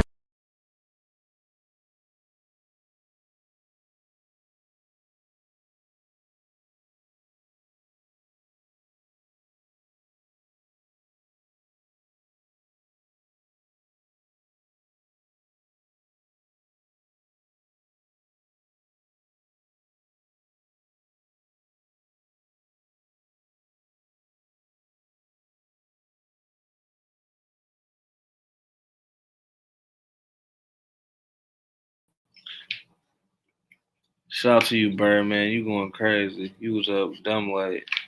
We up out of here, though, y'all. Tomorrow.